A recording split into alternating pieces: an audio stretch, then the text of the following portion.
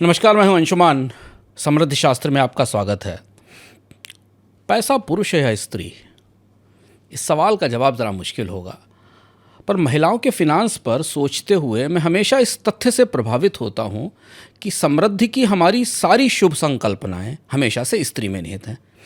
केवल भारत की लक्ष्मी ही नहीं जो समृद्धि की भव्य और अनोखी देवी है, रोम की देवी फॉर्च्यूना, एबेडेंशिया जिससे एबेंडेंस शब्द निकला है जो समृद्धि का पर्याय है, रोमन देवी जूनो मोनेटा जिसके नाम से मनी शब्द निकला है, या बौद्ध देवी वसुधारा, या नॉर्स संस्कृति की देवी जेफियान, या इजिप्शियन गॉडेस रेन्युतेत, या चीन की काईशेन। समृद्धि की अधिष्ठात्री देवियाँ पूरी दुनिया में सिर्फ महिलाएँ ही हैं, पुरुष नहीं हैं। फिर मैं बृहदारण्यक उपनिषद में गार्गी और याज्ञवल्क्य का संवाद पढ़ रहा था। बड़ा अद्भुत संवाद है। अध्यात्म के गहरे प्रश्नों के बीच में गार्गी याज्ञवल्क्य से संपत्ति और स्वामित्व के सवाल पूछती है कि जो संपत्ति उपलब्ध है उस पर स्वामित्व, उस पर मालिक उसका कौन होगा। उन्हें पढ़ने के बाद आपको इस बात पर शक नहीं होगा कि कौटिल्य ने अपने अर्थशास्त्र में क्यों महिलाओं को बैंकिंग से जोड़ने की सिफारिश की थी, और क्यों दक्षिण भारत के चेट्टियार व्यापारी जो व्यापार पर जाते थे वो बैंकिंग का काम महिलाओं को सौंपते थे। मेरे एक कवि मित्र हैं, हास्य कवि मित्र हैं, जो कहते हैं कि मनी और नारी का संबंध बड़ा स्वाभाविक है। वो कहते हैं कि नर से नारी का दर्जा अगर बड़ा ना होता तो 100 रुपये की घड़ी ना होती, 100 पैसे का घड़ा ना होता। ये सब बड़ी अच्छी चर्चाएं हैं, परंपराएं, पुराने आख्यान हैं, मगर ये कुछ आंकड़ों के सामने बड़े फीके पड़ जाते हैं। आंकड़े सुनिए, 91% महिलाएँ, फिर सुनिए 91% महिलाएँ स्वतंत्र रूप से अपने पैसे का निवेश नहीं करती। कोई पुरुष उनका यह निर्णय लेता है, इसलिए उनके पास अपनी कोई वित्तीय सुरक्षा नहीं है। तो गार्गी से चलकर हम आज कहाँ आ गए। पैसे रुपए की मंडी में पुरुषों का बोलबाला है। महिलाओं के लिए ना तो नीतियां हैं, ना उत्पाद और ना प्रशिक्षण। वे कमा रही हैं, बचा रही हैं, मगर निवेश नहीं कर पाती। वित्तीय दुनिया का यह सबसे अंधेरा कोना है कोई इसमें उजाला भरने वाला? आज समृद्धि शास्त्र में हम आपको मिलवाते हैं प्रीति गुप्ता से। वो देश के प्रमुख ब्रोकिंग हाउस आनंद राठी की and share and stock broker की मैनेजिंग डायरेक्टर हैं, मगर ये उनकी अधूरी पहचान है। समृद्धि शास्त्र में आज वे हमारी शास्त्रा या गाइड इसलिए नहीं हैं क्योंकि वो आनंद राठी के परिवार से आती हैं, बल्कि वे भारत के पहले वुमेन इन्वेस्टिंग प्लेटफॉर्म लक्ष्मी की फाउंडर हैं। महिलाओं की वित्तीय सुरक्षा का जुनून उन्हें एक ऐसे उपक्रम तक ले आया, ऐसे वेंचर तक ले आया जिससे 15 लाख महिलाएं जुड़ी हैं, निवेश कर रही हैं, वित्तीय सुरक्षा के तरीके सीख रही हैं। प्रीति एक एंटरप्रेन्योर, उद्यमी से अधिक मेंटर हैं। महिलाओं की वित्तीय सुरक्षा पर उनका मिशन, उनकी पोस्ट हजारों लोगों को प्रेरित करती है। और मुंबई की इस पुरुष प्रधान वित्तीय दुनिया में प्रीति अकेली हैं जो मनी का जेंडर फैक्टर, भारतीय महिलाओं का मनी मनोविज्ञान और बाजार की खूबियों और खामियां महिलाओं के संदर्भ में सबसे बारीकी से समझती हैं। और हाँ, वे एक फिल्म निर्माता भी हैं। उन्होंने नसीरुद्दीन शाह के साथ एक मूवी बनाई थी और दूसरी एक कॉमेडी मूवी थी जिसमें इरफान थे। हमारी इन पर भी बात होगी, लेकिन समृद्धि शास्त्र में प्रीति आपका स्वागत है। हम कुछ शुरू करें इससे पहले आप कुछ कहना चाहेंगे? सबसे पहले तो बहुत बहुत शुक्रिया, आपने मुझे यहाँ बुलाया। सबसे बड़ी खुशी ये है कि ये प्लेटफॉर्म इस बारे में बात कर रहा है, क्योंकि बहुत कम प्लेटफॉर्म्स है जो इस बारे में ध्यान दे रहे हैं। और आपका जो प्रोलॉग था इसमें जो आपने बताया कि अगर हम हमारी हिस्ट्री में जाएं या हमारे वेदों में जाएं तो काफ़ी एविडेंट है कि महिलाओं ने एक बहुत इम्पॉर्टेंट रोल प्ले किया है, जहाँ तक इवन बैंकिंग या मनी मैनेजमेंट है। तो क्या हो गया पिछले कुछ सालों में या कुछ सेंचुरीज़ में कि ये लॉस्ट इन ट्रांसलेशन हो गया। कहीं भी महिलाएं एकदम पीछे आ गई हैं, पीछे हट गई हैं इस संदर्भ में। तो बड़ी खुशी की बात है कि आप इस पे फोकस ला रहे हैं, क्योंकि अगर हमें हर भारतीय नारी को सशक्त बनाना है, फाइनेंशियली सशक्त बनाना है, तो वो एक लक्ष्मी जो कर रही है, जो हमारा प्लेटफॉर्म है वो तो कर ही रही है, पर इसके लिए ज़रूरी है कि सारा इकोसिस्टम साथ आए। जब आप अपने व्यूअर्स से ये बात करते हैं तो हमारे वो मैसेज और भी दूर जाती है। तो thank you very much for having me here. Preeti की अपनी ज़िंदगी भी एक कहानी है, और उस कहानी का एक हिस्सा फिनेंशियल मैनेजमेंट या महिलाओं की वित्तीय प्रबंधन की आज़ादी से जुड़ता है और दूसरा फिल्मों से। मेरा पहला सवाल होगा कि आपने 19 साल की उम्र में शादी की और फिर अपने सपनों को कुछ समय के लिए रोक दिया, पाज कर दिया। और बाद में उसी पॉज को, उसी रुकावट को आपने एक लॉन्च पैड बना दिया एंटरप्रेन्योरशिप के लिए और एजुकेशन के लिए। मेरा सवाल ये होगा कि उस पॉज के दौर में, जो इंतज़ार का दौर था, जो रुकावट का दौर था, उसमें आपने अपनी ज़िंदगी और अपनी महत्वाकांक्षाओं के बीच बैलेंस बनाने के लिए कौन से लेसन्स, कौन से सबक सीखे थे? ये तो बहुत मुश्किल क्वेश्चन है, क्योंकि आज अगर मैं रिवाइंड करके उस समय पे जाऊँ तो देखिए, हमारी संस्कृति में ये एक काफ़ी इम्प्लिसिट मैसेजिंग है कि एक पर्टिकुलर समय पे आपकी शादी हो जाए, स्पेशली विमेन के लिए, कि आपकी शादी इस समय तक हो जाए और फिर उसके बाद आपकी ज़िंदगी जो है वो एक इम्प्लिसिट मैसेजिंग है कि आप अपने परिवार, जो आपके पति का जो परिवार है, उसमें घुल मिल के रहें, उसमें आप मतलब उनका जो कल्चर है उसमें मिल जाएं, उसी हिसाब से चलें।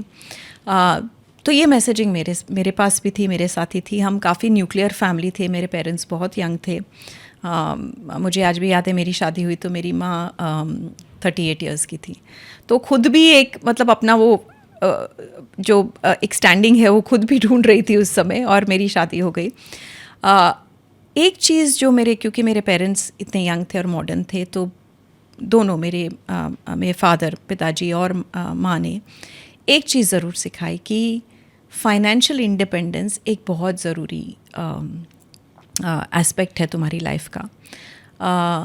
और उसमें उनकी मैसेजिंग ये थी कि फाइनेंशियल इंडिपेंडेंस एक तो है कि आप कमाएं अपने पैसे, और दूसरी है कि आप संजो के उसको कैसे बढ़ाएं। तो जब ये फेज़ आया मेरी लाइफ में, तो मैं क्योंकि कमा नहीं सकती थी, तो एक चीज़ मैंने ज़रूर की कि मैं कैसे उसको संजो के और उसको बढ़ाऊँ। आई थिंक एक लक फैक्टर होता है। तो एक ऐसे परिवार में गई मैं जहाँ मेरे फादर इन लॉ का बहुत बड़ा हाथ है मुझे ये ट्रेनिंग देने में, या ये एक ट्रस्ट देने में कि अच्छा तुम ये जानती हो तो तुम यहाँ से शुरू करो। तो वो समय जो है, मैंने काफ़ी जो फैमिली की जो इन्वेस्टमेंट्स थी उसको मैनेज करना, उसको कैसे ग्रो करना, वो किया। तो समय ज़ाया नहीं होने दिया, कैसे मैं उसको यूज़ करूं, जो मेरी लर्निंग्स मेरे पेरेंट्स से थी, उसको कैसे मैं इस घर में, नए घर में आके उसको कैसे इम्प्लीमेंट करूं। लेकिन ये कहना आज बड़ा आसान लगता है, आई थिंक इतना इजी नहीं होता है। आई थिंक हर वुमन के लिए आज जब शादी हो जाए तो एक खुद के लिए एक एक दर्जा बनाना, खुद के एक नए एनवायरनमेंट में अपने आप को सेटल करना, अपनी वॉइस कैसे हर्ड हो, वो सब बड़ा एक मुश्किल। लेकिन उसके बाद आपने पढ़ाई भी की, अपनी प्रोफेशनल ट्रेनिंग भी की शादी के बाद। बिल्कुल। तो मुझे ये बड़ा बहुत खलता था कि मैंने सिर्फ मेरी ग्रेजुएशन भी शादी के बाद ही हुई, तो वो उसके आगे की जो मुझे चार्टर्ड अकाउंटेंसी करनी थी या जो भी, वो नहीं हो पाया। तो एक हमेशा खलता था मुझे कि ये थोड़ी कमी है। मेरे भाई बहन दोनों बहुत बहुत चार्टर्ड अकाउंटेंट्स, MBAs, तो मुझे लगता था एक मैं ही हूँ जो इतना मैंने नहीं पढ़ाई की। और फिर जब एक्चुअली मैंने बिज़नेस स्टार्ट किया मेरे हस्बैंड के लिए स्टॉक ब्रोकिंग का, और जैसे जैसे वो बढ़ा तो मुझे रियलाइज़ होने लग गया कि मेरे आसपास लोग जो हैं टीम्स में, जो मेरे साथ भी काम कर रहे हैं, वो भी क्वालिफाइड लोग हैं। तो और भी ज़्यादा मुझे ऐसा लगा कि नहीं, मुझे कुछ तो आगे पढ़ना चाहिए। और पढ़ना इसलिए नहीं कि मुझे एक डिग्री चाहिए, पढ़ना इसलिए क्योंकि ये तो मुझे पता है कि जब आप कुछ भी पढ़ाई करते हैं या वापस कोई हायर एजुकेशन करते हैं, तो आप एक वर्ल्ड की अंडरस्टैंडिंग लेके आते हैं। तो वो एक अंदर से एक हंगर थी।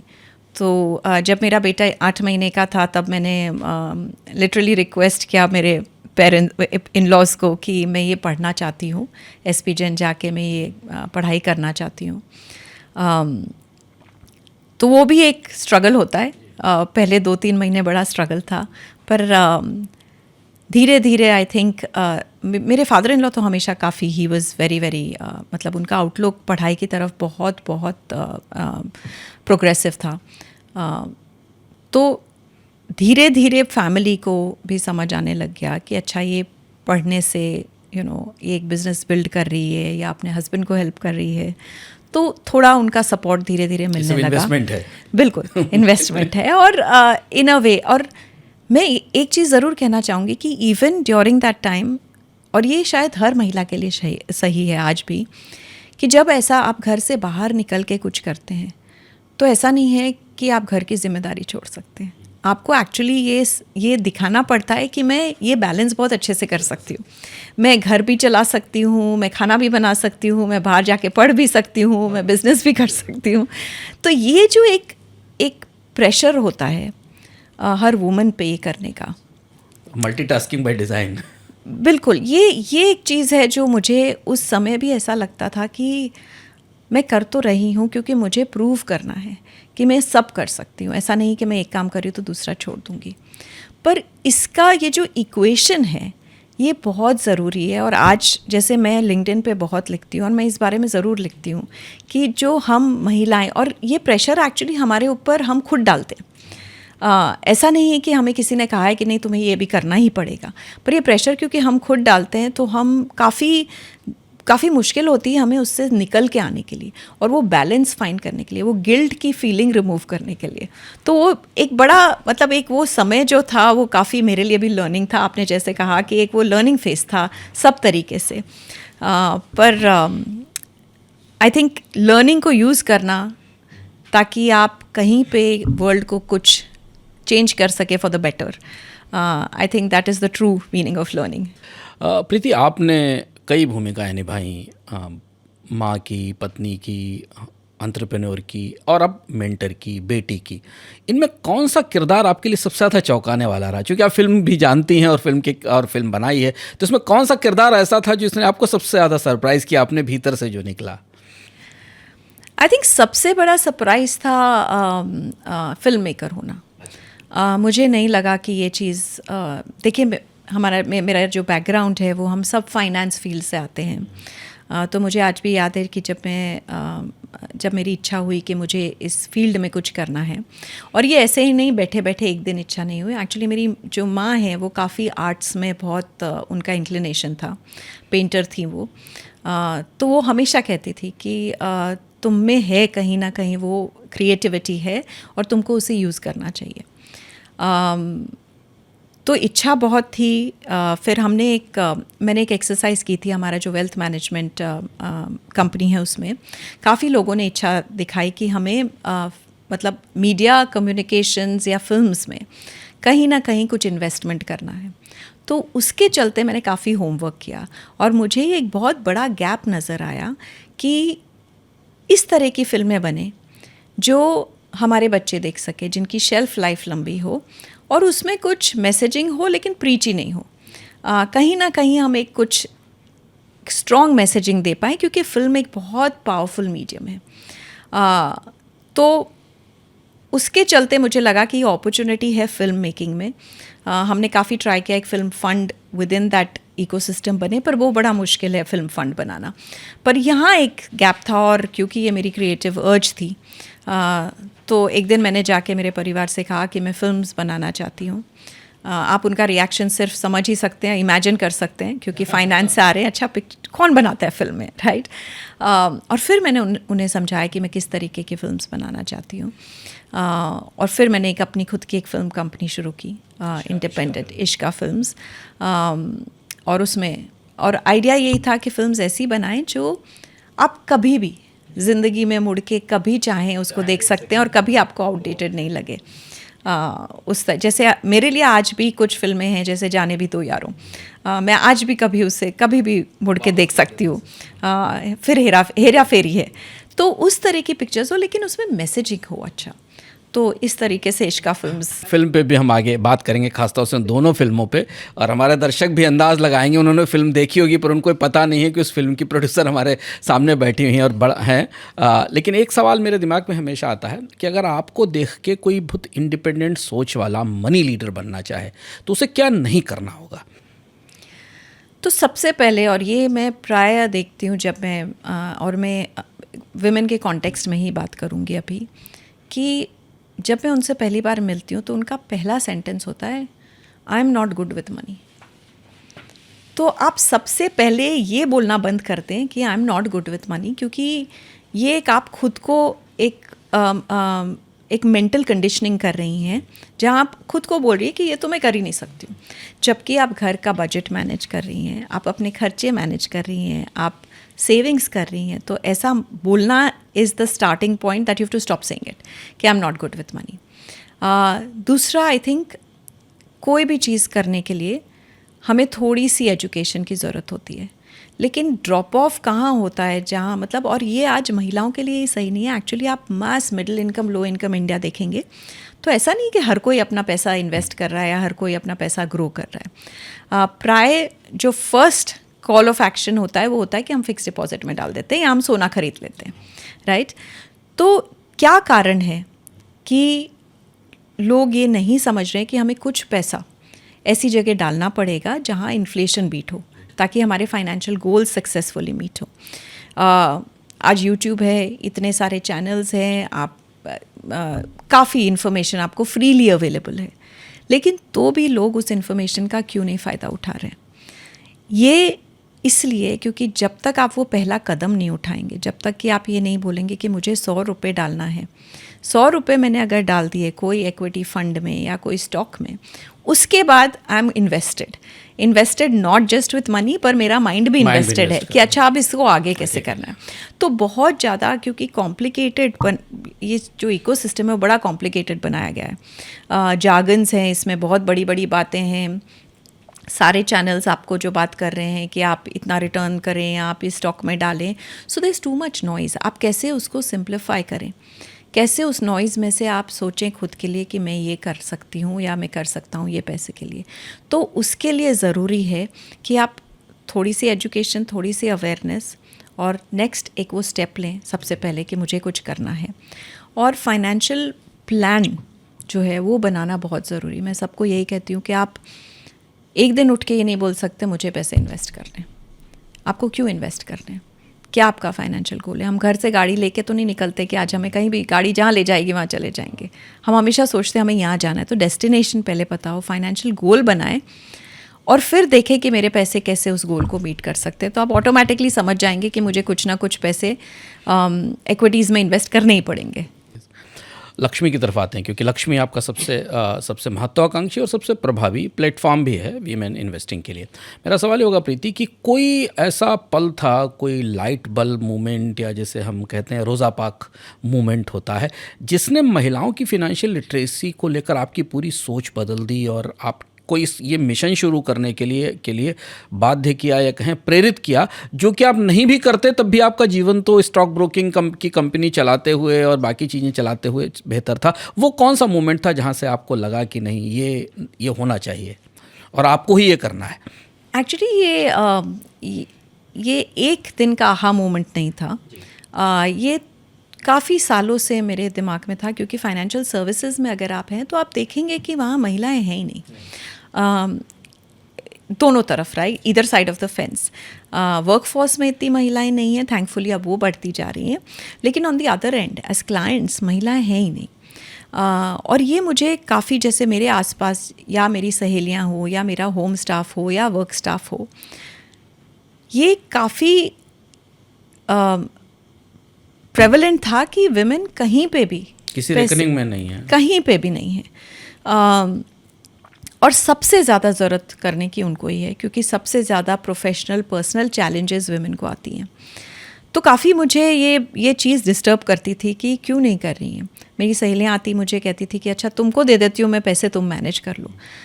तो मैंने कहा मैं मैनेज करूँगी मेरे हिसाब से, आपको अपने हिसाब से मैनेज करना चाहिए। उसके लिए आपको खुद को भी थोड़ी सी अवेयरनेस या थोड़ी एजुकेशन करनी चाहिए। फिर हमने एक पूरा चैनल रोल आउट किया आनंद राठी में, जिसको हम प्रेफर्ड चैनल बोलते हैं, और उसमें हम काफ़ी लोगों से मिले कि आप क्योंकि लोग काफ़ी ट्रेडिंग करने लग गए एट्सेट्रा। और हमारी इच्छा थी, आनंद राठी में ये फ़िलॉसफी है कि हम हैं यहाँ लोगों की वेल्थ बढ़ाने के लिए, हम यहाँ एक ट्रेडिंग करवाने के लिए नहीं है, राइट। तो हमने एक पूरा वो फाइनेंशियल प्लानिंग को डेमोक्रेटाइज़ करने का एक प्लेटफॉर्म रोल आउट किया। तो वहाँ हम बहुत लोगों से मिले, लेकिन उसमें भी महिलाएं नहीं थी। तो मेरे दिमाग में ये बात हमेशा थी कि विमेन को कैसे लाया जाए, क्योंकि उनको ज़रूरत है। वो अगर एक बार करना शुरू कर दे, तो मैंने ये भी देखा कि वो बहुत अच्छे से अपनी फाइनेंशियल प्लानिंग करती है। प्राय उनके रिटर्न्स एक्चुअली मेन से भी बेटर होते हैं, क्योंकि उनकी जो एट्रीब्यूट्स है वो फार मतलब इन्वेस्टिंग की तरफ सूटेड है। तो ये सब चलते जब मैं एक हार्वर्ड बिजनेस स्कूल पढ़ने गई, तब वहाँ एक्चुअली जो आप आहा मोमेंट जो बोलते हैं, उस समय शायद सबसे ब्राइटेस्ट जली, क्योंकि मुझे पता था ये प्रॉब्लम स्टेटमेंट है, मुझे ये सॉल्व करना है, और अगर कोई सॉल्व कर सकता है तो मेरा ये मानना है कि मैं सॉल्व कर सकती हूँ, क्योंकि मैं इस इंडस्ट्री का पार्ट हूँ, मैं एक वूमन हूँ, तो मुझे अच्छे से वो प्रॉब्लम दिख रही है और उसका सल्यूशन भी मैं इफ़ेक्टिवली फाइंड कर सकती हूँ। तो हार्वर्ड में मैंने ये बिज़नेस स्कूल में एक पिच किया इसका, हम सबको कुछ ना कुछ पिच करना था as a new business idea, मैंने ये पिच किया। और वहाँ आहा मोमेंट ये नहीं था कि ये एक बिज़नेस प्रोपोजिशन हो सकता है, आहा मोमेंट ये था कि ये सिर्फ इंडिया की प्रॉब्लम नहीं है, ये ग्लोबल प्रॉब्लम है। क्योंकि जितनी महिलाएं मेरे कोर्स में थी, उन्होंने सबने कहा अरे ये तो हमारे देश में भी प्रॉब्लम है, हम इसको ले जा सकते हैं, हमारे देश में भी ले जा सकते हैं। तो आई रियलाइज़ कि ये तो ग्लोबल प्रॉब्लम है, और इंडिया की विमेन पॉपुलेशन इतनी हाई है कि अगर हम इंडिया से ही शुरू करें तो हम एक्चुअली नीडल मूव कर सकते हैं towards wealth, right, wealth for women. तो इसके चलते हुए, और फिर एक टाइमिंग की भी बात थी कि टाइमिंग जस्ट राइट थी, क्योंकि हमारे देश में तब तक डिजिटाइजेशन बहुत हो चुका था, डेटा काफ़ी चीप हो गया था, तो ये सारा डीमोनेटाइजेशन हो ही चुका था, तो वो काफ़ी अवेयरनेस थी कि वुमेन के पास पैसा तो है, बस उनको ये नहीं पता है कि उसको हम करें क्या, राइट। सो टाइमिंग भी एक्चुअली एब्सोल्युटली करेक्ट थी। फाइनेंशियल प्रोडक्ट्स काफ़ी डेमोक्रेटाइज हो रहे थे, आप 100 रुपये का एक म्यूचुअल फंड भी, 100 रुपये की SIP भी कर सकते हैं। तो it was the right time to launch it, and that's how जब मैं वापस आई तो सबसे पहले मैंने लक्ष्मी पे काम शुरू किया, और नाम इसका लक्ष्मी इसलिए रखा क्योंकि हार्वर्ड में बैठे बैठे मुझे लक्ष्मी के अलावा कोई नाम सूट नहीं हुआ, समझ नहीं आया, और वापस आके हमने काफ़ी इस पर रिसर्च की कि हम इसको क्या बुलाएं। पर जो नाम एक मतलब जो लक्ष्मी जो सही बैठा हमारे लिए, और आपने सही कहा कि एक डाइकोटोमी है, हम लक्ष्मी मतलब देवी को पूजा करते हैं, पर एज वुमेन हमको ऐसा लगता है कि वो गॉडेस ऑफ वेल्थ और प्रोस्पेरिटी है, लेकिन हम नहीं हो सकते। तो आई थिंक वो जो गैप था उसको ब्रिज करना बहुत ज़रूरी था। तो ये पैशन और चैरिटी था, और ये कहाँ बिजनेस अपॉर्चुनिटी बन गया? किस लेवल पर जाकर आपको लगा कि, क्योंकि आप एक बिजनेस वूमेन हैं, तो ये लक्ष्मी कैसे एक बिजनेस अपॉर्चुनिटी बना? वो कौन सा मोमेंट था जब आपको लगा कि इससे बिजनेस है ये? एक्चुअली मुझे काफ़ी अचरज होता है कि कैसे ये बिज़नेस अपॉर्चुनिटी सिर्फ मुझे ही दिख रही है, क्योंकि या काफ़ी कम लोगों को दिख रही है, क्योंकि हमारे देश की आज 51% पॉपुलेशन विमेन है। मैक्सिमम सेविंग्स वो विमेन कर रही है। आज आप मैस मिडिल इनकम विमेन को देखें तो उनके पास कम से कम 400-500 बिलियन डॉलर्स ऑफ सेविंग है, जो फिक्स डिपॉजिट और गोल्ड में बैठी हुई है। तो उसको फाइनेंशियलाइज ये विमेन ही कर सकती हैं, राइट। तो ये तो क्लियर था कि अपॉर्चुनिटी बहुत बड़ी है। ये भी क्लियर था कि इसको एक NGO या चैरिटी की तरह नहीं करना है, क्योंकि मैंने ये देखा है कि कोई भी चीज़ अगर आप करने जाएं, अगर उसको आप सेल्फ सस्टेनेबल ना रखें, उसमें एक मोटिव ना रखें, तो कई बार मैंने इंश्योरेंस कंपनीज है, बैंक्स है, बहुत सारे फाइनेंशियल सर्विस प्रोवाइडर्स हैं जो एक कैंपेन की तरह रन करते हैं for a women for 3 months। आप वो एक कैंपेन रन करते हैं, बस वो वहीं रुक जाता है, ठीक है। और यहाँ मैं देख रही हूँ कि आप इवन अगर आप 10 से 20 मिलियन वुमेन को अगर आप ये अपॉर्चुनिटी में ला पाएँ, तो आप कम से कम 1 लाख करोड़ की वेल्थ उनके लिए क्रिएट कर रहे हैं। तो अपॉर्चुनिटी बहुत बड़ी है, और मेरा जो DNA है वो ये है कि बिज़नेस अपॉर्चुनिटी अगर हो तो उसको बिल्कुल परस्यू करना चाहिए। पर इसमें एक इम्पैक्ट ऑफ कोर्स बहुत बड़ा एक मेरे लिए एक वो नॉर्थ स्टार है कि आज हर एक महिला जो आके लक्ष्मी में अपने पैसे मैनेज करती है, हम हेल्प कर रहे हैं उसकी लाइफ बेटर करने में। वो impact is the north star कि अच्छा ये करना है। लेकिन it's a very large business opportunity. I always say, yes, I'm a Marwadi. I will always know that I want to, if there is an opportunity that can be worked upon. But this is an opportunity with a great purpose. So for me, it was very important. हम कहते हैं कि हम, most people बोलते हैं आप क्या legacy छोड़ के जाओगे। मेरा ये मानना है कि हमें legacy छोड़नी नहीं चाहिए, हमें हमारी legacy जीनी चाहिए। तो लक्ष्मी मेरे लिए वो legacy है जो मैं आज जी रही हूँ। प्रीति, पूरा मुंबई की जो फिनेंशियल इंडस्ट्री है वो पुरुष प्रधान है, मेल डोमिनेटेड है। जब आप ये लक्ष्मी की योजना बना रही थी तो आपको सबसे चौंकाने वाली उल्टी सलाह क्या मिली लोगों की तरफ से? मतलब कुछ ऐसी सलाह और उसने आपके काम करने के तरीके को कैसे बदला?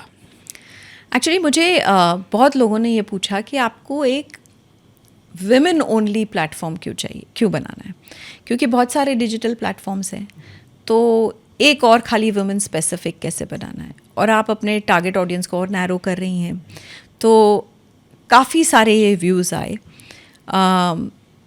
और फिर मैंने बहुत रिसर्च की कि क्यों विमेन नहीं आती हैं प्लेटफॉर्म पे, और उस सब का निष्कर्ष ये था कि जब तक कि आप विमेन के लिए कोई चीज़ ना बनाएं इंटेंशन से, तो आप उनको एक्सक्लूड कर रहे हैं। प्लेटफॉर्म बहुत सारे हैं, लेकिन उन प्लेटफॉर्म पे कितनी विमेन हैं? आप देखेंगे 10% से भी कम औरतें फाइनेंशियल प्लेटफॉर्म्स पे हैं, और वो भी आपको एक पिंच ऑफ सॉल्ट से लेना चाहिए, क्योंकि वो हो सकता है उनके हस्बैंड फादर कोई उनके नाम पे कर रहे हो। तो ये समझना कि जब तक कि आप विमेन के लिए इंटेंशन से बिल्ड ना करें, जब तक आप ये ना उनके बिहेवियर के हिसाब से बिल्ड ना करें, आप उनको वैसे ही एक्सक्लूड कर रहे हैं। और 51% पॉपुलेशन है, जैसे मैंने कहा, तो इतने लार्ज पॉपुलेशन के लिए आप कैसे नहीं बिल्ड कर सकते? तो ये बहुत शुरू से मुझे क्लियर था कि ये बनाना है विमेन के लिए।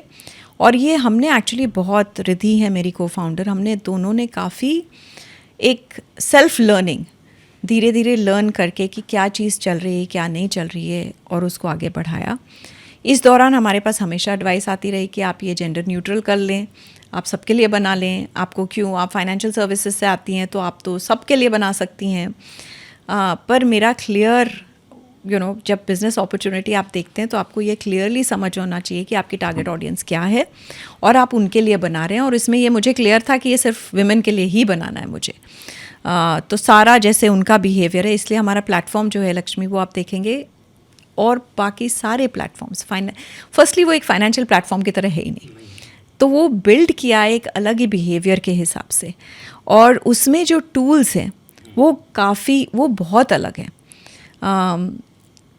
जैसे कि एक विजन बोर्ड करके एक टूल है। अब विजन बोर्ड यानी कि मैं जब छोटी थी, मुझे याद है मेरी मम्मी अपने अलमारी पे जो उनको एक वो ड्रीम घर चाहिए था उसकी फ़ोटो लगाती थी, राइट? या उनको अपने बच्चों को कहीं पढ़ने भेजना था तो उसकी फ़ोटो लगाती थी। तो एक तरीके का विजन बोर्ड था, एक तरीके का मैनिफेस्टेशन है। मैनिफेस्टेशन, और हर एवरी वुमन एक्चुअली ये आज भी करती है, वो माइंड में करे या कहीं फ़ोटो लगाए या कुछ भी करे, वो है एक, राइट?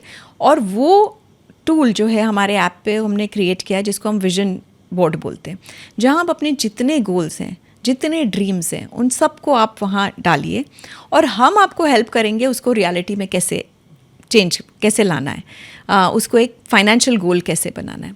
तो इस तरीके का बिहेवियर बिल्ड करने के लिए बहुत क्लियर फोकस चाहिए आपकी टारगेट ऑडियंस के ऊपर। और ये तो हमने सब MBA कॉलेजेस में सीखा है कि जब आप किसी ऑडियंस के लिए बिल्ड कर रहे हैं, you should know your customer, and it was very important when we are building for women, we need to know women as our customers।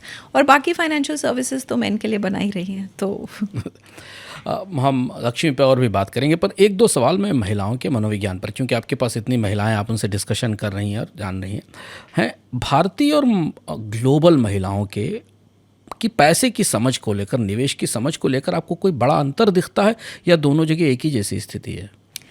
Actually जैसे मैंने कहा, ग्लोबली यही स्थिति है। कहीं पे ये सोशल ओरिएंटेशन हो गया है कि men should manage money, women should manage homes. ये सोशल ओरिएंटेशन एक समय तक सही था, पर आज जैसी दुनिया है, जैसे बदल रही है, जैसे आप जानते हैं कि प्राय मोस्ट मिडिल इनकम हाउसेस में दोनों मेन एंड विमेन अर्न करते हैं। ऐसा नहीं है कि सिर्फ एक सिर्फ जो मैन है वो अर्न कर रहा है। आज डबल इनकम के बिना एक बड़े शहर में आपका खर्चा ही नहीं चल सकता है, राइट? तो इस चेंजिंग वातावरण में बहुत ज़रूरी है कि आप समझें कि विमेन कैसे मैनेज करें। अब वो क्लियरली वर्ल्ड ओवर ये प्रॉब्लम है, विमेन नहीं फोकस कर रही हैं, लेकिन इंडिया की एक बहुत बड़ी खुद की एक खूबसूरती है, वो ये है कि इंडिया में विमेन सेव बहुत करती हैं compare to the western world, जो कि बहुत क्रेडिट पे चलता है। यहाँ हमारी जो कल्चरल वो है, हर वुमन को, हर महिला को ये कहा जाता है कि तुम्हारी फाइनेंशियल एक्यूमेन तभी अच्छी है जब तुम बचत अच्छी करो। तो हम बचाते बहुत पैसे हैं, अब सिर्फ वो एक स्टेप लेना है हमें, जहाँ बचाने के बाद हमें पैसे बढ़ाने हैं। ग्लोबली ये पहला स्टेप भी एक्चुअली उस पर भी वर्क करना पड़ता है कि आप बचाएं कैसे पैसे। और उसके बाद तो यहाँ पे अपॉर्चुनिटी बहुत ज़्यादा है, और हमारे पॉपुलेशन के चलते हुए नंबर ऑफ़ वुमेन भी बहुत हैं। तो definitely India as a place to build for women. इसमें एक चीज़ और ऐड करूँगी कि वुमेन यहाँ बहुत डिजिटली एक्टिव हैं। जैसे कि व्हाट्सएप का अगर आप पेनिट्रेशन देखें, सोशल मीडिया का पेनिट्रेशन देखें, मुझे कई बार ये सरप्राइज़ होता है जब मैं वेस्टर्न वर्ल्ड में, इवन यूएस या कोई भी यूरोपियन देशों में जाती हूँ, तो वहाँ पे जैसे डिजिटल जो टूल्स है व्हाट्सएप वगैरह वो बहुत ज़्यादा प्रचलित नहीं, लिमिटेड है। पर यहाँ पे विमेन बहुत एक्टिवली उनको यूज़ कर रही हैं। आप अगर यूपीआई पेमेंट्स देखेंगे, जैसे ही यूपीआई आया, आप देखिए विमेन ने इतना ईजिली उसमें अडेप्ट किया। Today I think there are about 120 to 130 million women जो यूपीआई पेमेंट्स कर रही हैं। तो ये सारा देखते हुए women in India are actually the most suited to take that next big step of growing their wealth or creating wealth or creating their financial security. थोड़ा और भीतर जाकर समझने की कोशिश करते हैं। मनी का, पैसे का कोई जेंडर नहीं होता, ये बात कही जाती है, पर पुरुषों से महिलाओं की जो मनी थिंकिंग है, मनी साइकोलॉजी है या मनी अंडरस्टैंडिंग, इसमें आप क्या फ़र्क पाती हैं बुनियादी रूप से? अगर हम भारत के संदर्भ में देखें, आप चर्चा भी करती रहती हैं। करेक्ट। तो इसमें फर्स्टली तो ये दोनों का, पुरुषों का और महिलाओं का बिहेवियर, जब वो पैसों को लेके है, भले ही वो खर्च करने हो पैसे, बचाने हो पैसे या बढ़ाने हो पैसे, बहुत फ़र्क है, बहुत बहुत डिफरेंट है। मैं एक एग्जांपल कई बार देती हूँ कि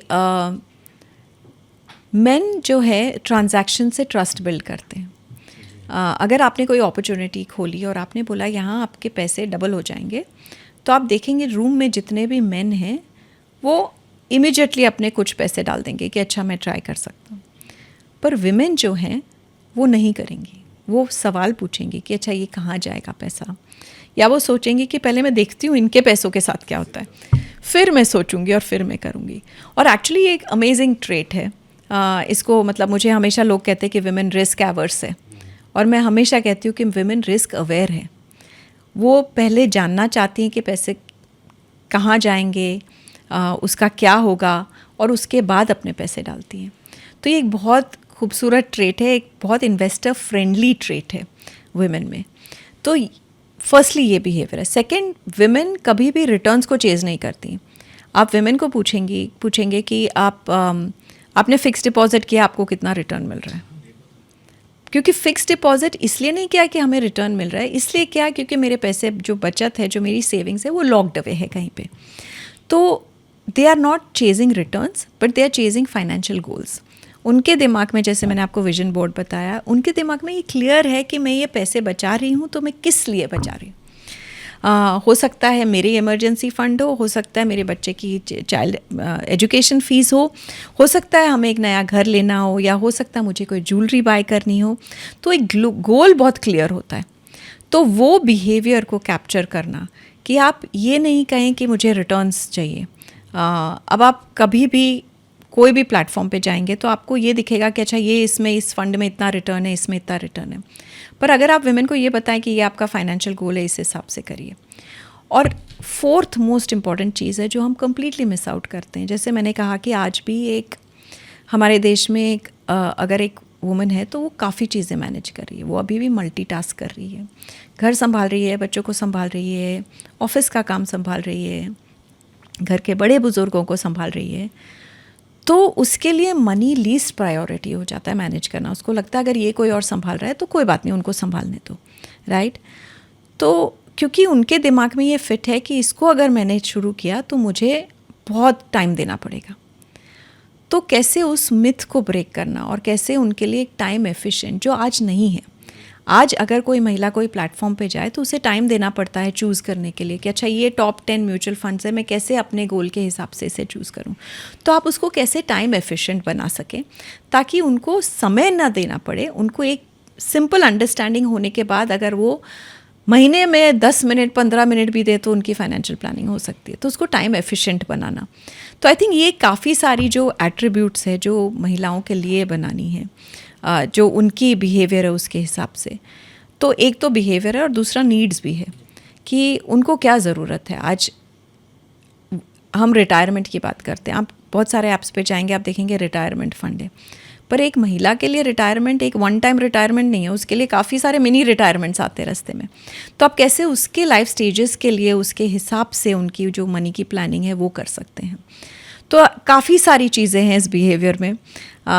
मैं कहना चाहूँगी कि जब हमने शुरू किया ये प्लेटफॉर्म तो मुझे लगता था कि हमें बिहेवियर अब समझ में आता है विमेन का, पर जैसे जैसे आज हमारे यहाँ 15 लाख विमेन हैं, हम जैसे जैसे उनके साथ उनसे हम भी सीख रहे हैं। हमारी एक कम्युनिटी है, तो जैसे सबसे पहले तो विमेन के उनको महिलाओं को कोई ऐसी जगह नहीं है जहाँ वो अपने मनी क्वेश्चंस पूछ सके। हम घरों में आज भी नहीं इनकरेज करते हैं कि आप टेबल पे बैठ के या आप आपस में पैसों की बात करें। अगर वो वर्क करती हैं तो ऑफिस में उनको शंका होती है कि मैं ये पूछूं तो कहीं ऐसा तो नहीं लगेगा कि ये बिल्कुल ही ना समझ है, तो उनको जजमेंट का फियर होता है। तो सबसे पहले तो हमने एक कम्युनिटी क्रिएट की जहाँ विमेन आपस में आके बात कर सके, बिना कोई जजमेंट के फियर के बिना वो अपना क्वेश्चन पूछ सके और शेयर कर सके अपने एक्सपीरियंसेस। तो वो कम्युनिटी से हमने बहुत सीखा।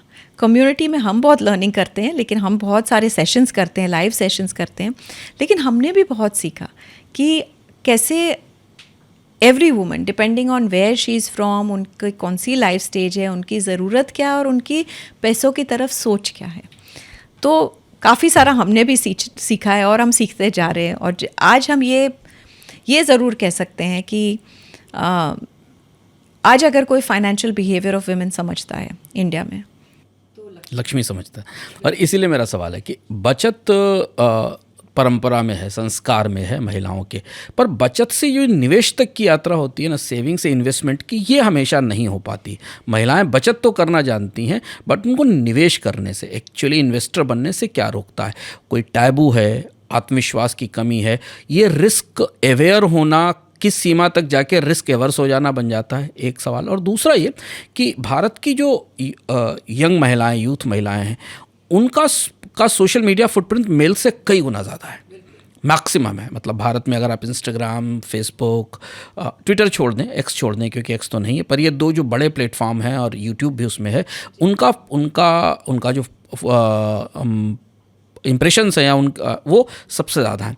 पर वो भी इस कंटेंट से इंटरेक्ट करती हुई बहुत लिमिटेड दिखती हैं। ये कौन सी साइकोलॉजी है जहां बचत से निवेश, बचत तो ठीक है, मैंने फिक्स डिपॉजिट में डाल दिया, पर मुझे पता है कि इन्फ्लेशन से कम है, मैंने कभी हिसाब भी नहीं लगाया जब तक घर में कोई ये बताया नहीं। ये आपने अपने फीडबैक प्रोसेस में कैसे समझने की कोशिश की लक्ष्मी, ये उनको कैसे रोकता है? तो देखिए, सबसे पहले आपने सही कहा कि विमेन ट्रस्ट बहुत ईजिली नहीं कर पाती हैं, और वो ट्रस्ट बिल्ड करने का एक पर्टिकुलर वे है जो हमने सीखा है, जो आज हमारे प्लेटफॉर्म पे। इसमें सबसे पहले तो हमें ज़रूरी है ये समझना कि जब एक औरत आती है और वो कहती है कि मुझे मेरे पैसे बचाने हैं और फिर देखना है वो मैं कैसे बढ़ा सकती हूँ, पर उसको सेफ कैसे रखना है। हमने ये देखा है कि सिर्फ आंकड़े बात करने से नहीं, पर उसका एक पूरा सोल्यूशन, जिसमें पूरा इमोशनल एम्पैथेटिक सोल्यूशन होना भी बहुत ज़रूरी है कि आप समझ रहे हैं कि वो कहाँ से आ रही है। वो एक ऐसे प्लेस से आ रही है जहाँ अगर मैंने ये पैसे इन्वेस्ट कर दिए और ये पैसे अगर मैंने लूज़ कर दिए या इसकी वैल्यू कम हो गई तो मुझे बड़ा जज किया जाएगा। तो उसको कैसे एड्रेस करना, कैसे वो स्टेप बाय स्टेप एक प्रोग्राम क्रिएट करना जहाँ वो ट्रस्ट हम पे भी बिल्ड करे, पर ट्रस्ट सबसे पहले खुद पे बिल्ड करे। वो आत्मविश्वास की जो आपने बात की कि नहीं मैं कर सकती हूँ। मैंने कहा जैसे हम बात करते हो तो हर महिला ये बोलती है कि I am not good with money. तो स्टार्टिंग पॉइंट ही वो आत्मविश्वास इतना लो है, तो उसको कैसे विथ लर्निंग, विथ कम्युनिटी, बहुत सारे कॉन्वर्जेशंस, वो कैसे पहले तो वो आत्मविश्वास बिल्ड करती हैं और फिर वो कहती कि अच्छा जब इतनी सारी महिलाएं करी तो मैं भी कर सकती हूँ। और दूसरी बात कि मैं छोटे उसमें कर सकती हूँ। तो हम ये भी ब्रेक करते हैं कि आपको बहुत लाखों रुपए नहीं चाहिए इन्वेस्ट करने के लिए, सीखने के लिए आप 100 रुपये, 1000 रुपये उससे भी शुरू कर सकती हैं। तो वो डेमोक्रेटाइज करके उनको वो हैंड होल्डिंग करना। देखिए, वुमेन के लिए हमें ये समझ में आया है कि जो सपोर्ट इकोसिस्टम है वो बहुत ज़रूरी है। आप सिर्फ एक प्लेटफॉर्म नहीं क्रिएट कर सकते जहाँ आप बोलेंगे कि अच्छा आप आइए और आप इन्वेस्ट कीजिए। उस प्लेटफॉर्म में वो सारी सुविधाएं और सारे सपोर्ट सिस्टम्स होने चाहिए जो कभी भी एक वुमन को लगे कि मुझे I want to speak to somebody who understands where I am coming from, not a financial advisor जो सिर्फ मुझे एक प्लान बता दे और जो मेरी बाकी की जो इसकी इमोशनल क्वांड्री है वो नहीं समझे। तो वो प्रोग्राम पूरा क्रिएट करना वो बहुत ज़रूरी होता है।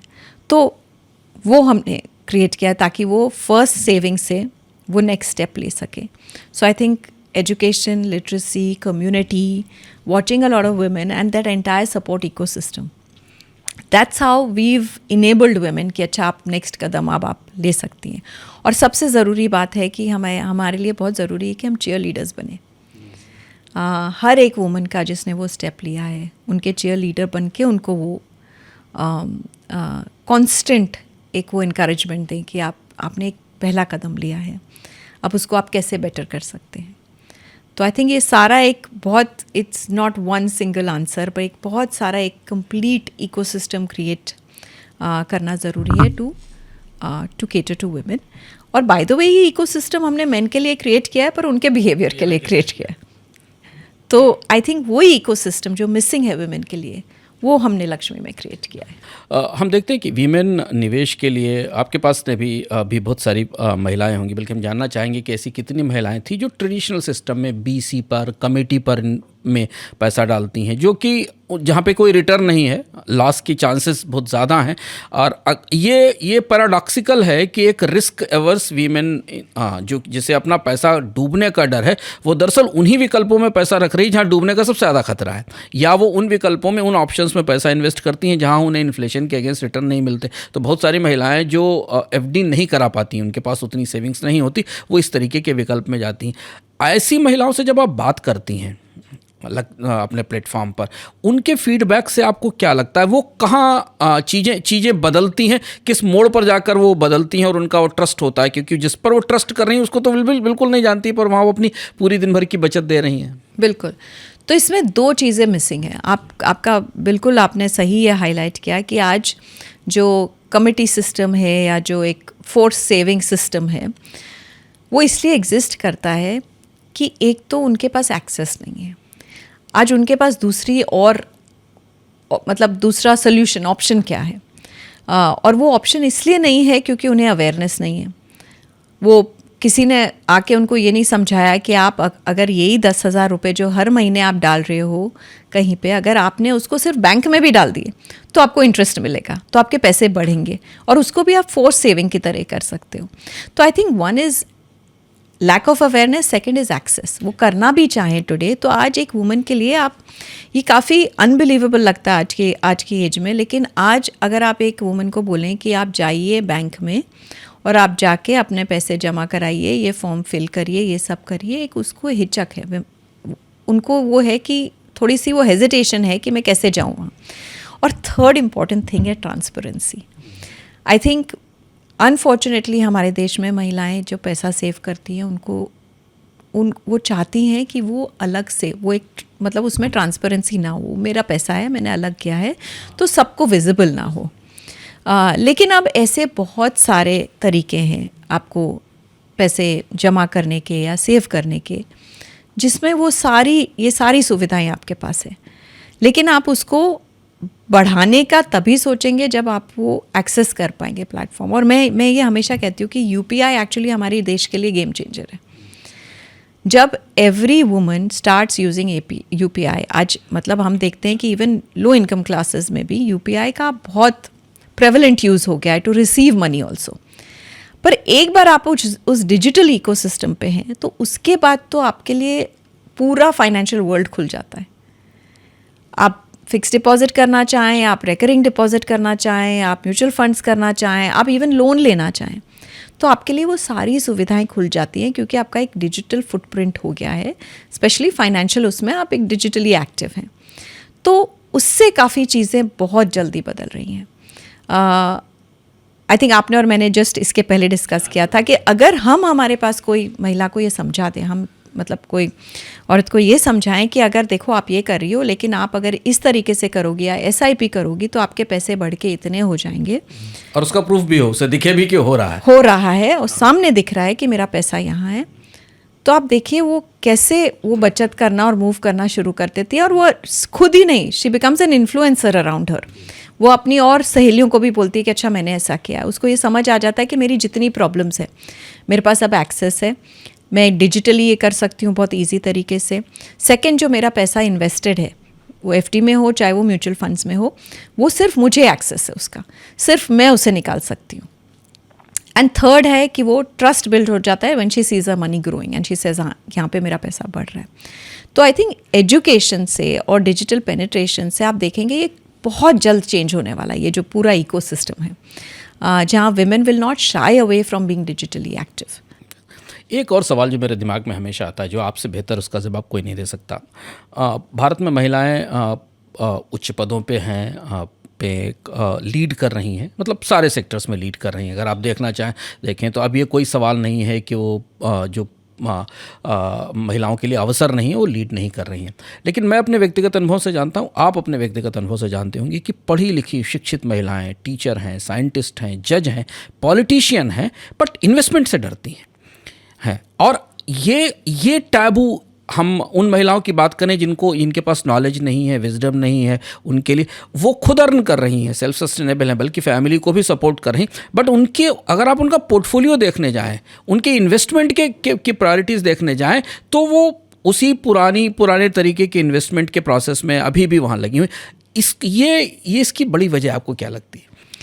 ये एक्चुअली बहुत मतलब एक क्या बोलना चाहिए, हमारे इन्वेस्टमेंट वर्ल्ड के एक दुखती रग है जिस पे अब हम लक्ष्मी ला के इसको सॉल्व कर रहे हैं। आई थिंक देखिए इंडिया में बहुत चीज़ें चेंज हो रही है। विमेन करियर्स में तो बढ़ ही रही हैं। आज नंबर ऑफ़ विमेन ग्रेजुएट्स हर साल ज़्यादा है मेल ग्रेजुएट से। Number of single women in India बढ़ रही है, बहुत रैपिडली बढ़ रही है, क्योंकि विमेन एक चॉइस कर रही हैं कि मैं एक पर्टिकुलर एज में शादी करूँगी।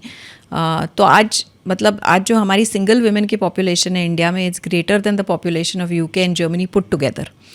तो इतनी बड़ी वो पॉपुलेशन है। Second, women in work force बढ़ती जा रही है। आप देख रहे हैं पिछले 5 साल में डबल हो गई है वर्किंग का नंबर, डबल हो गया। करेक्ट।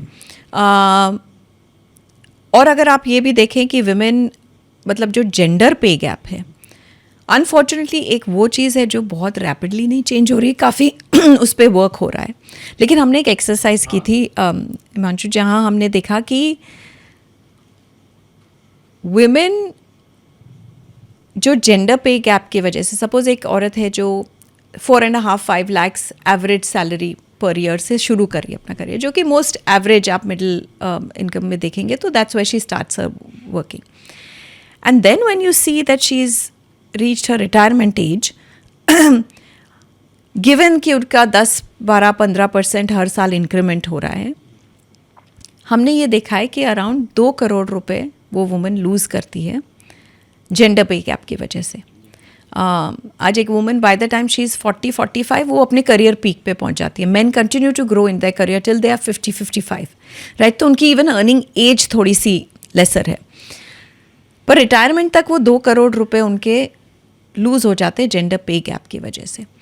और हमने फिर ये एक्सरसाइज की कि अगर ये woman the day she starts earning, अगर वो थोड़े पैसे इन्वेस्ट करना शुरू करें, तो हमने ये रियलाइज़ करा कि वो 5 करोड़ रुपए और बचा सकती हैं और ये कवर कर सकती है जो लॉस हुआ उसको, ये जो जेंडर पे गैप है। लेकिन वो नहीं करने से तो एक्चुअली 5 करोड़ रुपए और लूज कर रही है वो, तो नोशनली 7 करोड़ का 7 करोड़ का जो ये लॉस है वो क्यों विमेन का वो क्यों उनको एक्सेप्टेबल है? तो उसकी वजह एक्चुअली, जैसे मैंने आपको बाकी सारी वजह बताई कि नॉलेज है, एक्सेस है, उनका बिहेवियर है, उसके हिसाब से है, एक थोड़ा सा हेजिटेशन है, आत्मविश्वास है कि अच्छा मैं नहीं कर पाऊँगी शायद, आई am not good with money, and most important कि उनको लगता है कि मैं इतनी सारी चीज़ें तो कर ही रही हूँ, अब ये भी मैनेज करूँ। अनफॉर्चुनेटली जो कॉन्वर्जेशंस होते हैं, जैसे जैसे हम विमेन इन लीडरशिप में बात करते हैं, तो conversation is always about work life balance. आप देखेंगे हमेशा महिलाओं को ये पूछा जाता है कि अच्छा अब आप इतने लीडरशिप पे आ गई हैं, इतने सीनियर हैं, आप वर्क और लाइफ कैसे बैलेंस करती हैं? कोई ये नहीं पूछ रहा है उनको कि आप अपने इन्वेस्टमेंट्स कैसे मैनेज करती हैं, आप अपनी फाइनेंशियल लाइफ कैसे बैलेंस करती हैं, वो कोई नहीं पूछ रहा है. तो I think conversations also do not happen with women in leadership, जहाँ वो कहें कि अच्छा मैं इस तरीके से अपनी फाइनेंशियल सिक्योरिटी क्रिएट कर रही हूँ, फाइनेंशियल फ्रीडम क्रिएट कर रही हूँ. तो you are right, I think across the board women due to these reasons do not take charge. पर ये बहुत रैपिडली बदल भी रहा है. जैसे हमने देखा म्यूचुअल फंड फोलियोज़ अगर हम देखें तो पिछले 2-3 साल में mutual fund portfolios of women जो फोलियोज़ हैं वो 2-2.5 करोड़ से बढ़ के 6-8 करोड़ हो गए हैं. तो रैपिडली इंक्रीज़ भी हो रहा है. और मैंने ये इंक्रीज़ ज़्यादा देखा है मिडिल इनकम में बजाय कि बहुत एफ्लुएंट वुमेन में, क्योंकि एफ्लुएंट वुमेन के पास आज भी एडवाइज़र्स हैं, उनके पास एक्सेस है, chartered accountants, advisers, wealth managers. लेकिन it is the mass middle income जिनको ज़रूरत है, उनको हंगर है और वो करना भी चाहती हैं. आपने जैसे बोला हमारे सोशल मीडिया इन फुटप्रिंट जो वुमेन का है वो इतना है that they are watching out.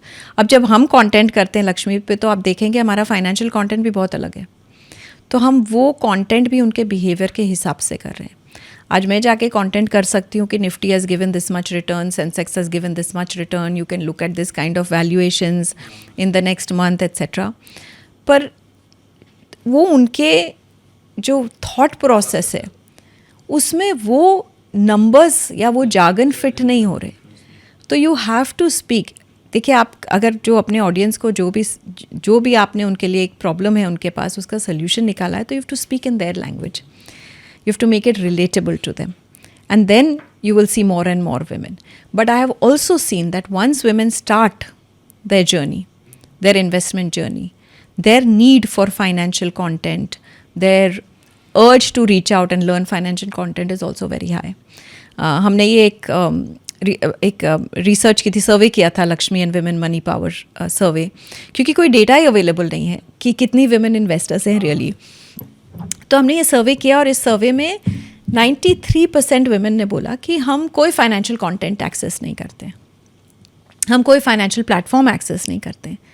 लेकिन 80% महिलाओं ने बोला कि अगर कुछ ऐसा प्लेटफॉर्म हो जो हमारे हिसाब से बना हो, हमारे लिए बना हो, टाइम एफिशिएंट हो, हम जल्दी से उसको समझ पाएँ, तो हम ज़रूर करना चाहेंगे.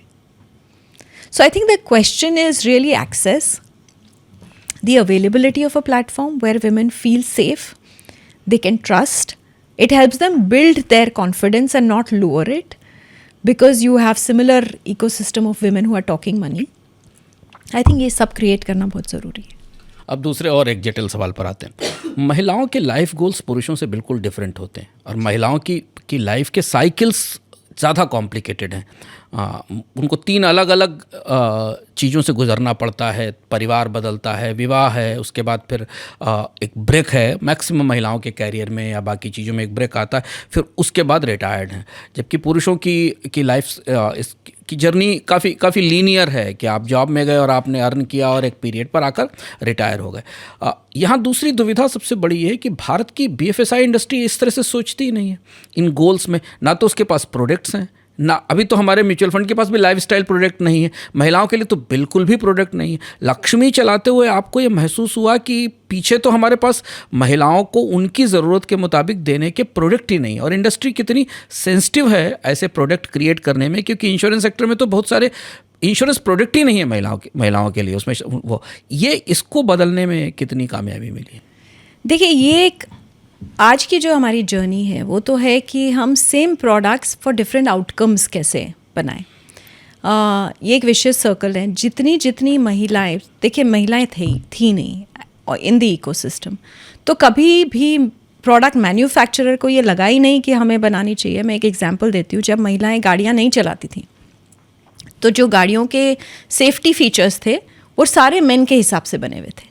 अब जैसे जैसे महिलाएं ड्राइव कर रही हैं, they are more and more women using cars, धीरे धीरे वो सेफ्टी फीचर्स भी बन रहे हैं.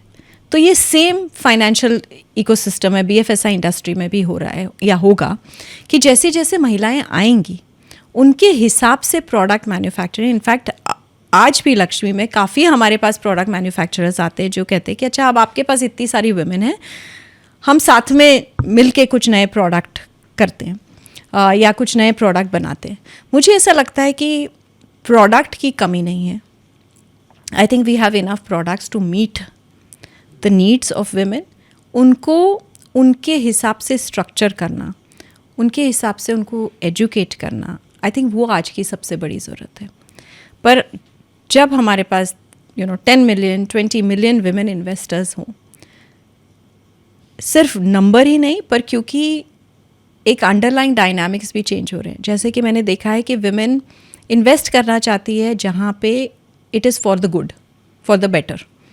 तो आज जैसे ESG कंप्लाइंट जो कंपनीज हैं उनमें विमेन इन्वेस्ट करना चाहती हैं, पर it is too early. As and when I think the number of women come into the ecosystem, hopefully we will have products, particularly like you said insurance products, lending product. मैंने ये देखा है. Credit आप देखिए, women को credit cards, the number of women who have access to credit cards is dismal, right? Because the credit scoring is just not there, right? So she's firstly not taking credit, therefore there's no credit score. She can't access a credit card, she can't access loans. आज भी loan सीमित है micro finance category में women के लिए. आज आप low income या मास मिडिल इनकम वुमन को देखें तो उसको बड़ी दिक्कत होती है एक लोन लेने के लिए भी. So whether she wants it for entrepreneurship, whether she wants it for home loan etcetera. तो आई थिंक वो सारी चीज़ें जैसे जैसे नंबर ऑफ विमेन यूजर्स बढ़ेंगी, product manufacturing automatically will follow. As of now, there are enough products to meet the needs of women. I think we have to, our aim has to be to get more and more women to come and start using these financial tools. Once they start using, I think the products will automatically follow. इतने बड़े user base में आपको एक बड़ी insight जो आपको लगा कि महिलाओं के निवेश के बारे में, उनकी चॉइस के बारे में मिली हो, जिसने आपको सबसे ज़्यादा सरप्राइज़ किया हो, आपको लगा हो कि ऐसा तो नहीं हो सकता था लेकिन महिलाएं ये भी कर रही हैं, इस तरह से भी निवेश कर रही हैं, ऐसा कुछ है? बिल्कुल ऐसी एक्चुअली काफ़ी चीज़ें हैं, काफ़ी इंसाइट्स हैं. सबसे पहली इंसाइट तो ये है कि हमने रियलाइज़ किया कि विमेन बहुत डिसिप्लिन्ड और स्टिकी हैं अपने इन्वेस्टमेंट को लेके. क्योंकि देखिए वो एक फाइनेंशियल गोल के लिए कर रही हैं, तो जब वो पैसे डाल रही हैं तो उन्हें बहुत क्लैरिटी है कि ये इन्वेस्टमेंट मैं अपने बच्चे की हायर एजुकेशन के लिए कर रही हूँ या मैं घर लेने के लिए कर रही हूँ. तो हेवंस में फॉल पर उनका वो इन्वेस्टमेंट नहीं रुकता है. तो बड़ी डिसिप्लिन्ड है और ये आंकड़े दिखाते हैं. जैसे आप एम्फी के आंकड़े देखेंगे कि 55% लोग अपना पोर्टफोलियो रिडीम कर देते हैं with in first 2 years of investing. ठीक है, 18 months एवरेज हो. करेक्ट. अब अगर हम हमारे आंकड़े देखें तो आपको 6 से 7% रिडेम्पशन दिखता है. अच्छा, इतना बड़ा गैप है. तो सबसे पहले तो आहा मोमेंट हमारे लिए ये था कि विमेन इतनी डिसिप्लिन्ड है. मतलब आप ये कह रही हैं कि महिलाएं ज़्यादा कंपाउंडिंग फोकस्ड हैं देन अ मेल म्यूचुअल फंड इन्वेस्टर. मैं कंपाउंडिंग वर्ड नहीं यूज़ करूँगी, पर विमेन बहुत अपने फाइनेंशियल गोल की तरफ फोकस्ड हैं. तो उनको ये नहीं नॉइज़ जो है आउटसाइड वर्ल्ड की कि अच्छा इसमें इतना रिटर्न, उसमें उतना रिटर्न, वो इन्फ्लुएंस नहीं करता. उनको पता है कि मैंने आज ये डिसीजन लिया है, मुझे इसमें इतना पैसा. आपने जैसे कमेटी का एग्जांपल दिया, पर एक बार गोल हो तो वो बिल्कुल हर महीने उतना पैसा डालती ही जाएंगी. राइट. तो एक बहुत बड़ी इंसाइट थी ये कि विमेन आर एक्चुअली, और जैसे आपने कहा कि कंसिस्टेंट, और women are actually very very profitable customers for BFSI industry because they are so sticky. Second aha moment ये था कि लोग कहते थे कि पीपल से कि विमेन तो will only do fix deposit, they will only buy gold. एक बार जब हमने ये once she is learned, she is understood कि मुझे डिफरेंट प्रोडक्ट्स चाहिए डिफरेंट नीड्स के लिए. आप देखिए वो कितनी स्किलफुली, क्योंकि हमें बचपन से सिखाया गया है कि don't put all your eggs in one basket. तो बड़ी स्किलफुली वो अपना एसेट एलोकेशन करती हैं कि मुझे डेट में भी डालना है, मुझे गोल्ड में. और गोल्ड में surprisingly women have shifted from physical gold to gold mutual funds और गोल्ड ETFs, क्योंकि उनको समझ में आ गया कि यहाँ तो मेरे पैसे एक्चुअली बच रहे हैं, क्योंकि मैं GST नहीं पे कर रही हूँ, मैं इंश्योरेंस नहीं पे रही और रिस्क नहीं है. और फाइनली जब मुझे खरीदना हो सोना तो मैं ज़्यादा सोना खरीद सकती हूँ इन्हीं पैसों से, क्योंकि ये ज़्यादा कंपाउंड हो रहा है. सेटल हो गया. गोल्ड इन्वेस्टमेंट तो महिलाओं के बीच में is now going towards this entire electronic gold and also equity. ये अंडरस्टैंडिंग कि मुझे अगर एक लॉन्ग टर्म कोई गोल चाहिए तो मुझे ज़रूरी है कुछ पैसे इक्विटी में डालना। इक्विटी में भी हमने ये देखा है कि women are happy to take on little bit more risk in different kinds of funds और इंस्ट्रूमेंट्स वेयर दे फील कि अच्छा मेरा सेफ्टी नेट बन गया है, मेरी इंश्योरेंस है मेरा, और इसमें हम काफ़ी हैंड होल्ड करते हैं कि भाई आपका इंश्योरेंस हो गया, आपके सेफ्टी गोल्स बन गए, आपके इमरजेंसी फंड हो गया, आपके डेट का एसेट एलोकेशन हो गया। उसके बाद अगर वो उनकी जितनी मतलब वो जितनी ज़्यादा उसमें वो इन्वॉल्व होती हैं, वो बोलती हैं कि अच्छा मैं 5% हाई रिस्क में भी डाल सकती हूँ। तो हमने उनसे पूछा कि आप किस बेसिस पे, किस डिसीजन, कैसे ये डिसीजन ले रही है। तो जवाब बहुत ही इन्फॉर्म्ड डिसीजन है, क्योंकि वो बोल रही है कि मुझे समझ आ गया है कि अब मेरे सेफ्टी नेट्स है, मुझे इतना गोल में ये मिल जाएगा, पर मुझे ये मेरी आकांक्षा है कि मैं ये आज अगर मैं 3 बेडरूम होम ले रही हूँ तो मुझे 4 बेडरूम भी मिल सकता है अगर मैं ये थोड़ा सा और रिस्क लूँ, और ये रिस्क मैं ले सकती हूँ अब, क्योंकि मेरे पास सारे सेफ्टी नेट्स बिल्ड किए हैं मैंने। तो बहुत इन्फॉर्म डिसीजन, ये नहीं कि अच्छा मुझे लगा कि चलो इसमें इतना रिटर्न आ रहा है तो ले लो। तो काफ़ी सारे इंटरेस्टिंग इंसाइट्स है, और मेरा ये मानना है कि इंडिया में the next wave and surge of investors will be women. For not just the reasons that I said, but because I think women are taking more and more charge of their lives, and that realization कि अगर हमें हमारी life का charge लेना है तो हमें हमारी मनी का सबसे ज़्यादा चार्ज लेना है। आई थिंक वो समझ रही हैं कि जब हम इक्वालिटी की बात करते हैं तो इक्वालिटी इस बात में नहीं है कि घर का काम कौन करेगा, इक्वालिटी इस बात में है कि मेरे पास इतने पैसे हैं कि मैं अपने लाइफ के डिसीजंस अपने हिसाब से ले सकती हूँ। तो आई थिंक वो समझ अब बड़ी अच्छे से आई थिंक नई जो जनरेशन है उनको काफ़ी अच्छी तरीके से आ रही है। और ये जो नई जनरेशन है वो एक्चुअली इन्फ्लुएंसर्स है अपनी पुरानी जनरेशन के लिए। जैसे मैंने ये देखा है कि जब एक डॉटर चालू करती है अपना इन्वेस्टमेंट तो उसकी मदर बहुत इन्फ्लुएंस होती है, अच्छा तू कर रही है, अच्छा मैं भी कर सकती हूँ, मुझे भी सिखा दो कैसे करते हैं। तो ये एक इन्फ्लुएंस, रिवर्स इन्फ्लुएंस बहुत इम्पॉर्टेंट, बहुत अच्छे तरीके से प्ले आउट हो रहा है। लक्ष्मी के 3 ऐसे सबसे बड़े सक्सेस जो आपको बहुत सेटिस्फाई करते हैं, आपने जब इसको शुरू किया उसके बाद आप जहाँ खड़े हुए हैं, आपको लगता है 3 कौन सी चीज़ें आपको लगा कि आपने बदल दी हैं जो महिलाओं के जीवन में? आप सिर्फ तीन ही बताऊं कि और बता दीजिए। तो सबसे पहले तो आई थिंक जो हमारी महिलाएं जो इन्वेस्ट कर रही हैं, जब हम उनसे बात करते हैं वो हमारा फर्स्ट मोमेंट ऑफ सक्सेस है, क्योंकि हमारे जो कस्टमर्स हैं उनसे जब हम बात करते हैं कि आपकी लाइफ कैसे इम्पैक्ट हुई, क्या बदला आपकी ज़िंदगी में, और जब हम जवाब सुनते हैं, हमने एक IP क्रिएट की थी, women of Lakshmi, very inspired by humans of Bombay and humans of New York. हमने बोला हम विमेन ऑफ लक्ष्मी करेंगे। तो हमने उनसे पूछा आप हम लक्ष्मी पे इन्वेस्ट करिए, आप हमें बताइए क्या ये अच्छा है, नहीं अच्छा है, आपको कैसे इम्पैक्ट किया। वो जो फीडबैक है वो आज भी कोई मतलब एक चैलेंजिंग डे होता है तो मैं और मेरी को फाउंडर हम जाके हमारे यूज़र्स से बात करते हैं, क्योंकि उससे एक ये रियलाइजेशन होता है कि हम जो कर रहे हैं वो बहुत सही कर रहे हैं और हमारा इम्पैक्ट हो रहा है विमेन की लाइफ्स में। दूसरा आई थिंक हमसे लोगों ने ये पूछना अब बंद कर दिया। शुरू में पूछते थे why do you need a platform only for women. आज ये कोई नहीं पूछता है। आई थिंक आज सब यही पूछ रहे हैं कि अच्छा आपका नेक्स्ट गोल क्या है, आप कितने विमेन को नेक्स्ट 2 years में कितनी विमेन आ जाएंगी आपकी प्लेटफॉर्म पे, आप क्या उसमें, जैसे प्रोडक्ट मैन्युफैक्चरर्स हमसे बात करें तो एक ये बहुत बड़ा बदलाव आया है कि जहाँ I think the segment has now become a serious segment and people are not discounting it. तो ये दूसरा आई थिंक हमारा सबसे बड़ा सक्सेस है।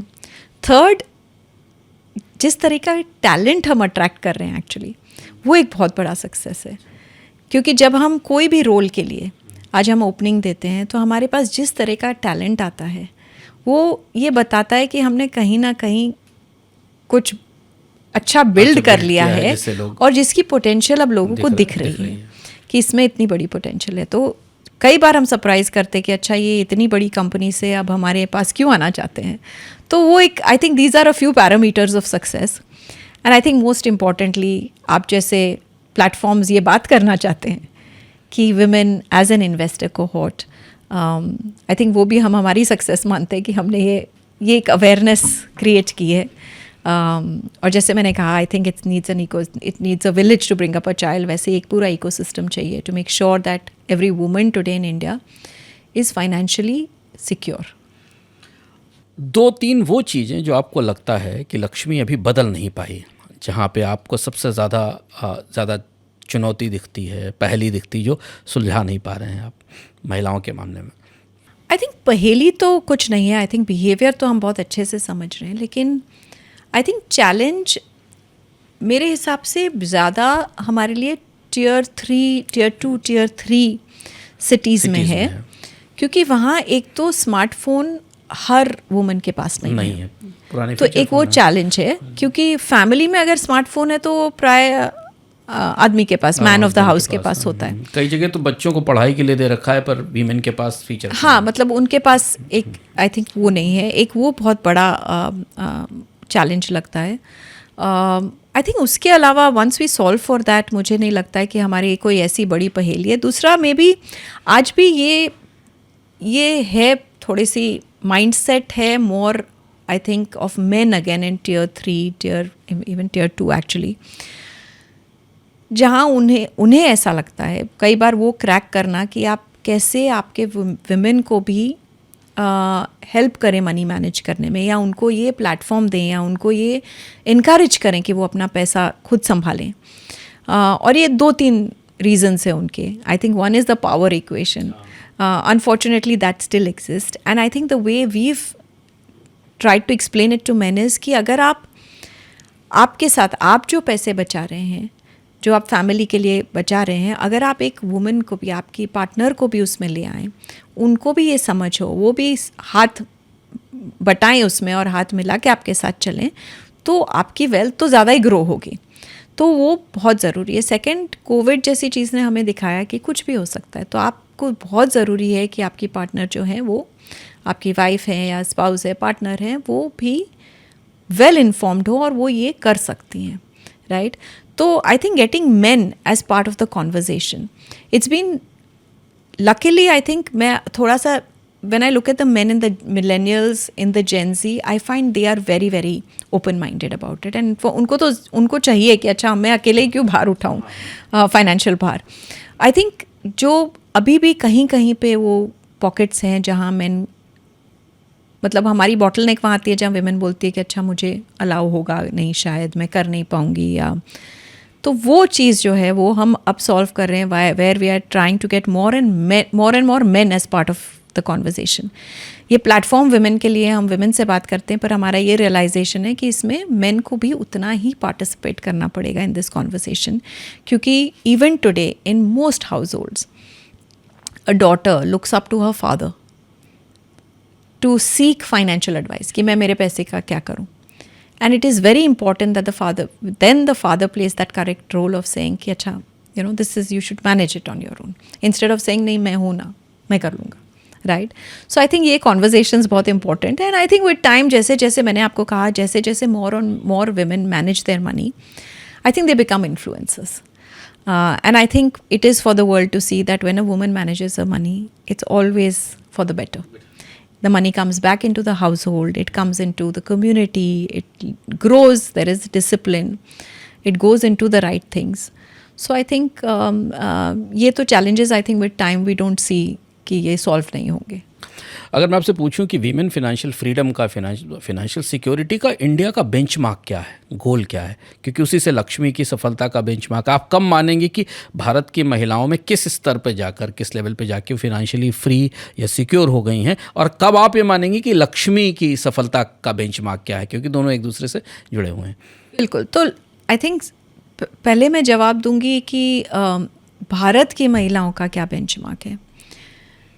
देखिए, हर महिला भारत जो हमारी कंट्री की है, वो कहीं ना कहीं उनके दिमाग में ये एक वरी है कि कल अगर मेरे पास पैसे नहीं हुए या मेरे पास इनकम का सोर्स नहीं हुआ तो मैं क्या करूँगी।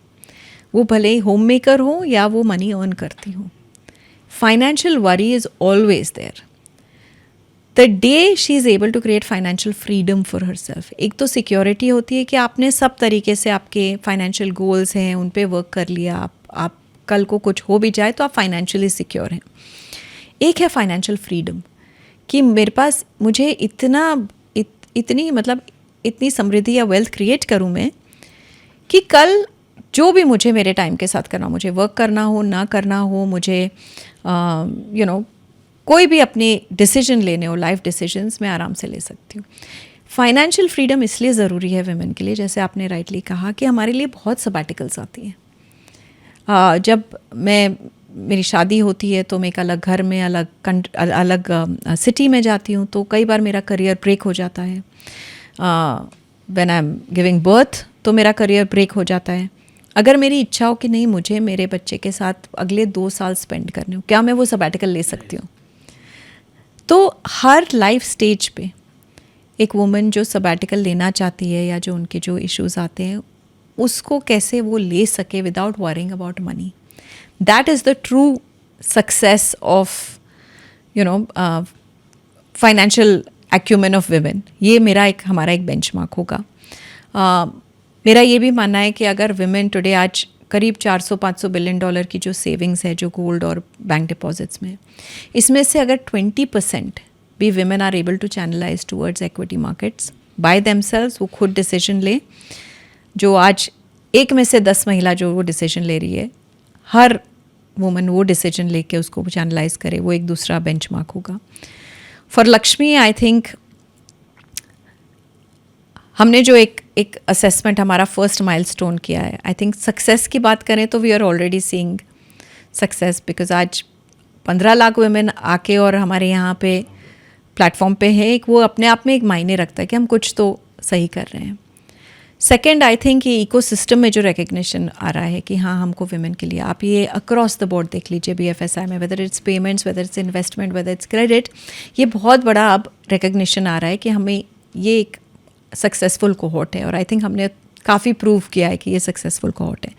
पर अगर हम इसमें 2 करोड़ महिलाओं को जोड़ सकें तो हमारे लिए वो एक पिवटिंग पॉइंट है जहाँ फिर एक ऑटोमेटिक वो एक प्रोसेस हो जाता है। तो हमारा अपना एक मापदंड जो है वो ये है कि आज ये 15 लाख को हमको 2 करोड़ महिलाओं को पहुँचाना है।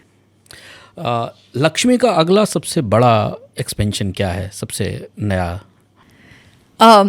कुछ नया हम लाने जा रहे हैं, अभी पब्लिकली इस प्लेटफॉर्म पे नहीं मैं बता सकती हूँ, पर 1 महीने में आप देखेंगे हमारा एक नया बहुत ही जैसे मैंने कहा कि हम बिल्ड कर रहे हैं विमेन के बिहेवियर के लिए। हम ये नहीं सोच रहे हैं कि हम नया प्रोडक्ट कौन सा लॉन्च कर सकते हैं, हम ये सोच रहे हैं कि हम कैसे ये जर्नी एक महिला के लिए और भी आसान और भी सक्सेसफुल कर सकते हैं, और उसके लिए हमें क्या और करना होगा। तो उसके चलते एक नया हम एक्सपेंशन कर रहे हैं। तो उससे एक पूरा जो एक वुमेन का हम बोलते हैं जो पूरा उसका मनी यूनिवर्स है, वो पूरा लक्ष्मी पे होगा, जहाँ उसे कहीं और जाने की ज़रूरत नहीं है कुछ भी करने के लिए। तो सारा ही यहाँ हो जाएगा। So I think that we are really looking forward to. अगर आप इंडिया के पूरे फिनेंशियल सिस्टम में जेंडर इक्विटी के नज़रिए से कोई रातों रात बड़ा बदलाव करना चाहें और आपको राइट मिले, तो कौन सी एक चीज़ है जो आप चेंज करना चाहेंगे इंडस्ट्री, पूरा इंटायर फिनेंशियल इंडस्ट्री में? तो आई थिंक सबसे पहले मैं चेंज करना चाहूँगी कि कैसे विमेन को और इनकरेज किया जाए ये स्टेप लेने में। तो आई थिंक पर्टिकुलरली थोड़ा टैक्सेशन की तरफ से अगर कुछ वहाँ पे कुछ इंसेंटिव आए, जहाँ वेयर शी फील्स कि अच्छा मेरी सेविंग और भी बेटर हो रही है, वीमेन ओनली इंसेंटिव्स, तो उससे काफ़ी बढ़ावा होगा।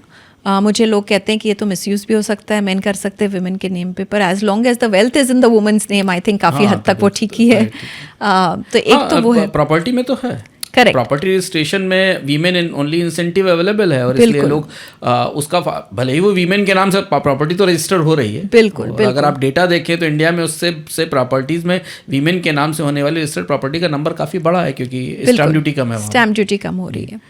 आई थिंक दूसरा एक ये हम थोड़ा सा ये एक फेज़ देखेंगे जहाँ the number of women inheriting, जैसे कि हमारे हिंदू HUF का जो पूरा एक मतलब इनहेरिटेंस लॉज जो अब चेंज होके जो बहुत क्लियर हो गए हैं, we will see more and more women inherit.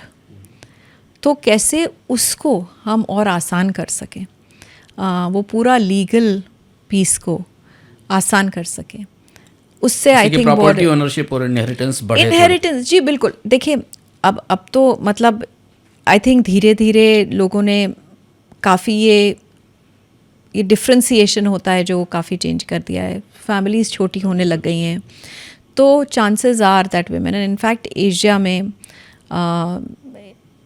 हमारा ये मानना है that in the next few years women will inherit trillions of dollars, और उसमें भारत पीछे नहीं रहने वाला है।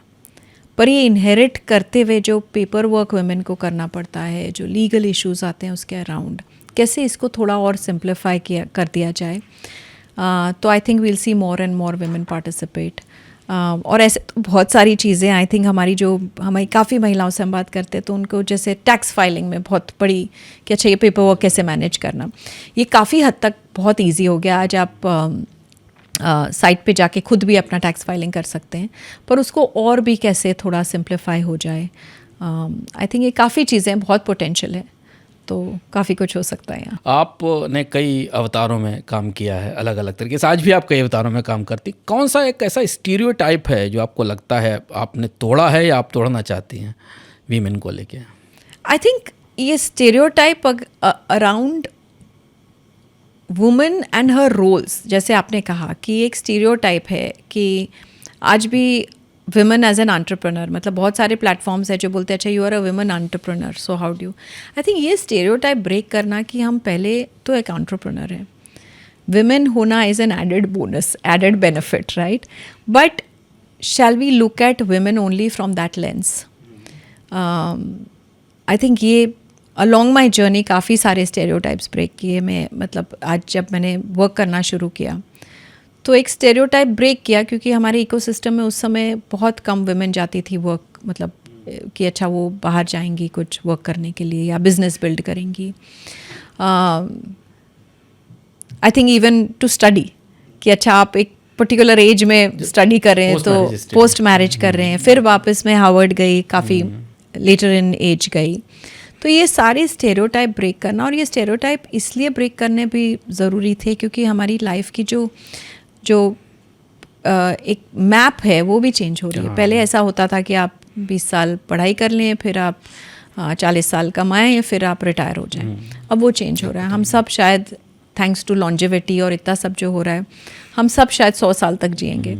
और वो 100 साल में अगर हमने 20 साल पढ़ाई कर ली, 40 साल वर्क कर लिया, तो बाकी के 40 साल तो हम रिटायर नहीं हो सकते। तो उसको थोड़ा चेंज करना ज़रूरी है। तो it is okay to take a sabbatical, it is okay to do what you feel like doing, as long as you build your financial safety nets around it. तो जैसे फिल्म मेकिंग है वो एक stereotype है जो at least हमारी जैसे families में नहीं था, तो वो एक स्टेरियोटाइप है। तो आई थिंक ये स्टेरियोटाइप ब्रेक करना कि एक पर्टिकुलर पाथ है दैट वुमेन शुड फॉलो, बहुत ज़रूरी है। Second, I think women entrepreneurs और विमेन हु रन बिजनेसेस, वो एक स्टेरियोटाइप ब्रेक करना बहुत ज़रूरी है, जहाँ लोगों को लगता है कि women are not able to give 100% to their work. ये क्वेश्चन इसीलिए पूछा जाता है हमसे that how do you balance life and work, right? ये मेन से कभी नहीं पूछा जाता है कि आप बैलेंस कैसे करते हो। लेकिन हमने आपसे सवाल नहीं पूछा। हाँ, थैंक यू। बड़ी खुशी हुई कि आपने ये सवाल नहीं पूछा।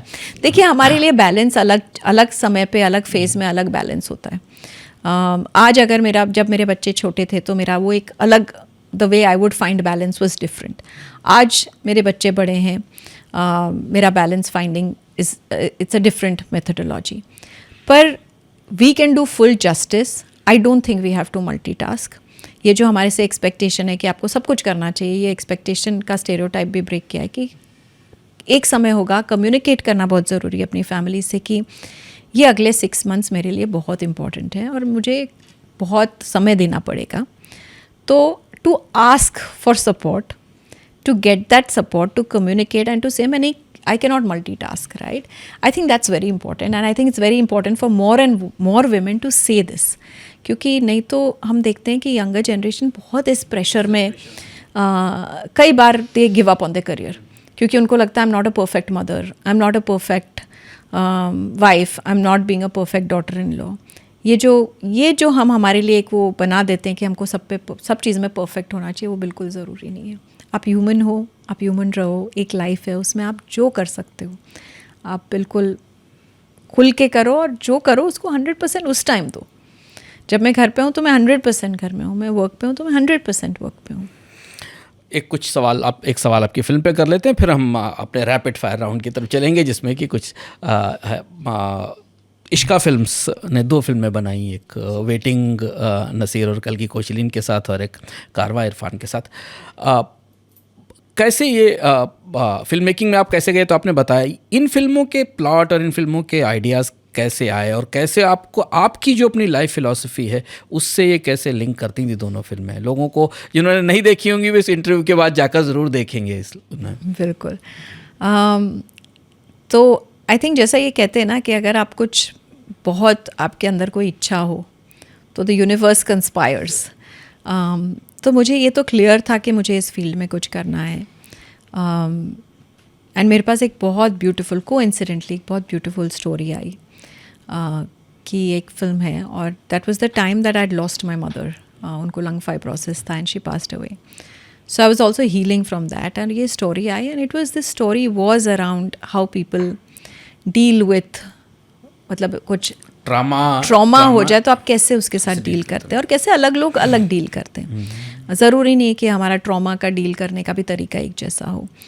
तो ये फिल्म आई, और एक मेरे बहुत अच्छे फ्रेंड है मनीष मुंद्रा, उन्होंने भेजी कि ये स्क्रिप्ट आप पढ़िए, ये बहुत अच्छी है, और वो डायरेक्टर भी मिलने आई मुझे।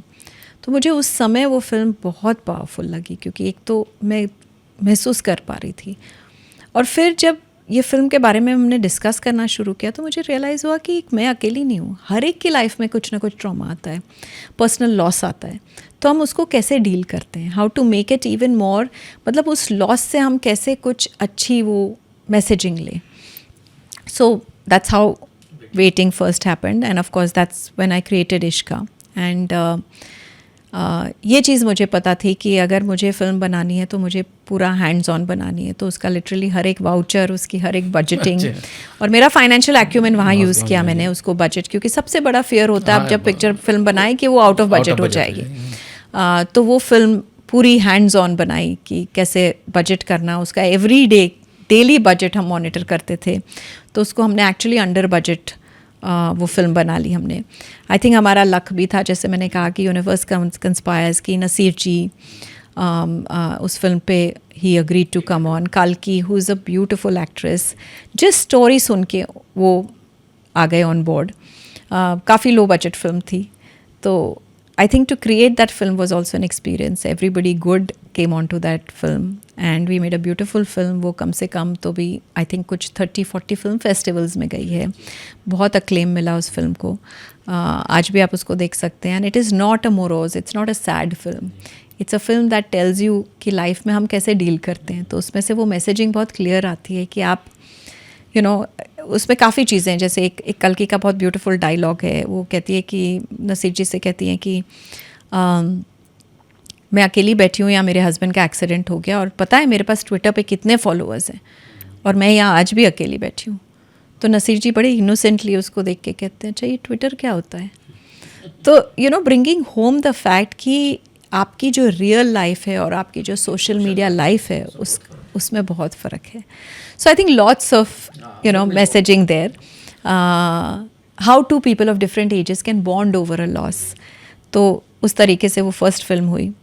और सेकंड की भी स्टोरी मेरे पास आई थी और मुझे बड़ी अच्छी लगी। उसमें मैसेजिंग बहुत, it's very strong messaging around your relationship with your parents. And I think it was a comedy. It's a comedy. Out and out comedy, Karwa. And उसमें भी मैंने दोनों मूवीज देखी हैं इसलिए मैंने। चलिए, very nice. I think Karwa was again a beautiful film, comedy, and I think वो story इतनी powerful थी। इरफान जी agreed to come on board, and that was his actually last film before he fell ill. After that he fell ill, of course. But उसमें रॉनी स्क्रूवाला जी उन्होंने story पर वो आए, he said I want to be part of this film. तो देखिए, मेरा acumen है to get a right script, to develop it and then get somebody on board who can sort of financially also back it, and it's a great journey. I think एक चीज़ मैंने सीखी है film making से कि ये जो हम बहुत हमारे रोज़ के फाइनेंशियल BFSI इंडस्ट्री में बोलते हैं think out of the box, think out of the box, वो out of the box think करना सीखा है मैंने फिल्म से, क्योंकि वहाँ आप truly out of the box सोच रहे हैं, आप बहुत क्रिएटिवली सोच रहे हैं। तो उस क्रिएटिविटी को actually Lakshmi draws a lot, मतलब लक्ष्मी में काफ़ी कुछ उस एंगल से जो मैंने सीखा वो यहाँ पे अप्लाई किया है। अगली फिल्म कब? देखिए अभी तो ये बहुत बड़ी फिल्म बन रही है जिसका नाम लक्ष्मी है, तो अभी तो पूरा फोकस उस पे है, पर इसमें बहुत सारी हमारे पास पावरफुल स्टोरीज हैं, तो God willing there will be many more. अब आ गए हैं अपने आखिरी राउंड पर, रैपिड फायर राउंड, जिसमें हम कुछ दिलचस्प सवाल पूछते हैं और प्रीति उनका एक लाइन में हमको जवाब देंगी। पहला सवाल प्रीति है कि महिलाएं और पैसा, इस मामले में इंडस्ट्री में, पूरी फिनेंशियल इंडस्ट्री में कौन सी एक बड़ी बात जो अभी इंडस्ट्री के समझ में नहीं आई है? कि विमेन बहुत प्रॉफिटेबल कस्टमर्स हैं। 21 साल की खुद को आप क्या सलाह देंगी इस समय, जब आप इतने अनुभवों से गुजर चुकी हैं? तो ये सलाह दूंगी कि डे 1 से अपने पैसे बचाओ और उसको अपने गोल्स के हिसाब से इन्वेस्ट करो। कई बार हम, जैसे प्राय होता है, मेरी शादी के बाद भी मैंने मनी मैनेजमेंट छोड़ दिया था क्योंकि फैमिली में कोई कर रहा था, पर वो अपने हिसाब से जब करना शुरू किया तो लगा कि और भी पहले करती तो और भी अच्छा होता। महिलाओं की फिनेंशियल समझ को लेके सबसे बड़ा मिथक क्या है, सबसे बड़ा मिथ क्या है जो आपको लगता है जो गलत साबित होता है? कि विमेन आर रिस्क एवर्स। अच्छा, ये बहुत सुनने में आता है कि नहीं विमेन तो रिस्क लेना ही नहीं चाहती, नहीं वो तो एफडी करेंगी, नहीं वो तो सोना ही करेंगी, सोना ही खरीदेंगी। ये बहुत बड़ा मिथ है। कौन सा फाइनेंशियल जार्गन आपको बेमतलब लगता है? फाइनेंशियल जार्गन कौन सा बेमतलब लगता है? ये तो सोचना पड़ेगा क्योंकि फाइनेंशियल जार्गन्स होते हैं, most of them are jargons, लेकिन उनके पीछे एक कोई मतलब, there is a logic behind it. But I think जिस तरीके से हम उसको स्ट्रक्चर कर देते हैं और जिसको एक बड़ा सा नाम दे देते हैं, I think that is possibly the big hindrance for most people to come and talk. But I'm just thinking what one word is I can't think of anything right now, but सोचेंगे इसके बारे में कुछ। आप film making में भी film बनाई आपने, आपकी ज़िंदगी को सबसे करीब से बताने वाला कोई सॉन्ग, ख़ासतौर से हिंदी का, बॉलीवुड फिल्म का सॉन्ग जिससे लोग कनेक्ट कर सकें, आपको लगता है कौन सा गाना जो आपको लगता है आपकी ज़िंदगी के बेहद करीब है? और एक मूवी भी बता सकें जो आपको लगता है कि आपकी ज़िंदगी के करीब। मूवी हॉलीवुड और बॉलीवुड दोनों की हो सकती है। Well that's a very loaded question, ये तो मैंने सोचा ही नहीं कभी। पर एक सॉन्ग एक है जो उमराव जान में एक सॉन्ग है, उसमें 2 लाइनें हैं वो सॉन्ग में। सॉन्ग है इन आँखों की मस्ती के, लेकिन उसमें 2 लाइनें हैं जो इस शम्मे फरोज़ा को आंधी से डराते हो, इस शम्मे फरोज़ा के परवाने हज़ारों हैं। सो मुझे ऐसा लगता है कि ये काफ़ी, मैं कई बार उस लाइन के बारे में सोचती हूँ कि चैलेंजेस जब आते हैं तो मैं अपने आप को कहती हूँ कि मुझे मत डराओ। अगर मैं सही हूँ तो शहरयार ने लिखा था। बिल्कुल। कोई मूवी जो आपको लगता है आपकी ज़िंदगी के बिल्कुल करीब? आई थिंक मूवी मेरी ज़िंदगी के करीब, ऑफ कोर्स मेरी जो बनाई हुई मूवीज़ है वो तो बहुत करीब है। जैसे वेटिंग एक ऐसी फिल्म है ऐसे हम बदलते हैं सवाल को, कोई मूवी जो आपको लगता है कि अगर आपको बनाने का अभी मौका मिले तो आप उसे बनाना चाहेंगी, जो आप देख चुकी हैं दोबारा बनाना चाहेंगी, ऐसी कोई मूवी? आजकल रीमेक का भी ज़माना भी है। आई थिंक मैं कॉमेडी मूवी बनाना बहुत प्रेफर करूँगी, क्योंकि मुझे लगता है कि 2 ही इमोशंस है जो लोगों को बहुत अपील करते हैं, या तो कॉमेडी या फिर फियर। और फियर की तरफ मैं जाना नहीं चाहती हूँ, बिकॉज मुझे लगता है फियर एक बहुत नेगेटिव इमोशन है। तो कॉमेडी में जैसे मैंने कहा कि अगर जाने भी तो यारो हो, तो मैं डेफिनेटली उसको दोबारा बनाना चाहूँगी। अंगूर है वो, मुझे फिल्म बहुत फनी लगती है, और वो बहुत उसके तो खैर रीमेक बन भी गया है, पर आई थिंक सो ये दोनों, maybe Hera Pheri but with all women. अच्छा, विद ऑल विमेन, बड़ा मज़ा आएगा। अगर आप लक्ष्मी की एक राउंड टेबल करें और आपको ये मौका मिले कि आपको इतिहास से 5 महिलाएं चुननी हैं जिनके साथ आप लक्ष्मी के राउंड टेबल में बात करेंगी, तो 5 कौन सी इतिहास की महिलाएं होंगी जिन्हें आप इस समय बुलाना चाहेंगी, जिनके साथ बात करना चाहेंगी? इतिहास की महिलाएं तो आई थिंक सबसे पहले तो व्हेन यू से इतिहास मतलब कहीं पे भी Past में, हिस्ट्री में कहीं भी, पूरी आपका दुनिया की कहीं भी हिस्ट्री में। करेक्ट। तो आई थिंक एंड लक्ष्मी के बारे में बात करना चाहूँगी। तो सबसे पहले आई थिंक नाम मुझे पता नहीं क्यों झांसी की रानी का आ रहा है, because she really broke that stereotype of saying कि ये मुझे अगर सेफगार्ड करना है तो मैं करूँगी। And she was a wonderful budget manager also. She was a fabulous budget she manager. She was Yeah. a wonderful finance manager. Absolutely. How she managed her the accounts of Jhansi, it's a different हाँ, story. तो हम जब बात करते तो हम वो हर account management की बात ज़्यादा नहीं करते, हम ज़्यादा मतलब ये बात करते तो वो कैसे उसने अपने मतलब कैसे किंगडम को संभाला फाइनेंशियली भी, वो एक बहुत बड़ा लेसन इन हिस्ट्री है। तो आई थिंक एक तो वो, दूसरा who else would I talk to? मतलब मैं I don't know whether I can go into इतिहास, but I'd love to have Sudha Murthy on my table. सुधा मूर्ति जी बड़ी मतलब उनकी जो क्लैरिटी ऑफ थॉट है और जो सिंप्लिसिटी है वो बहुत पावरफुल लगती है मुझे।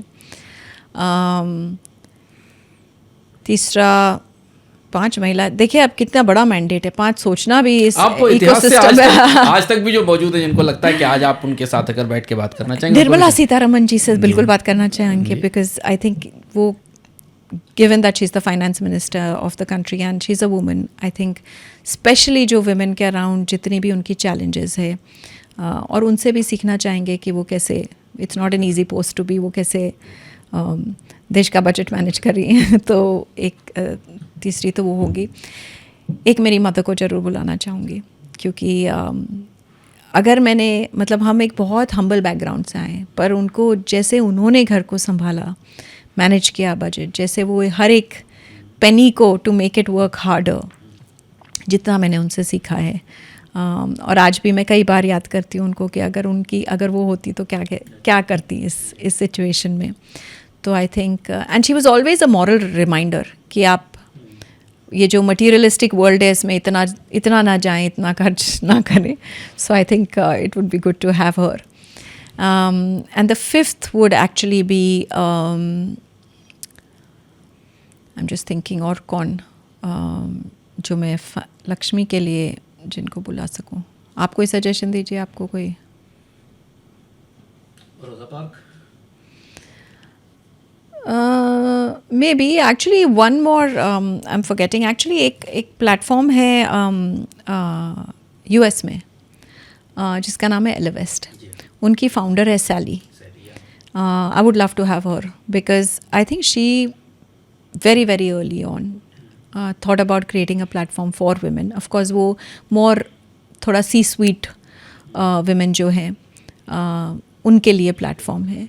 पर एक जब मैंने फर्स्ट टाइम लक्ष्मी की बात की हार्वर्ड में, तो मेरे प्रोफेसर ने उनका एग्जाम्पल दिया और फिर मतलब तो थोड़ा सा वैलिडेट हो गया कि अच्छा ये हो सकता है, किसी ने इसके बारे में सोचा है और ये हो सकता है, तो उनको बुलाना चाहूँगी।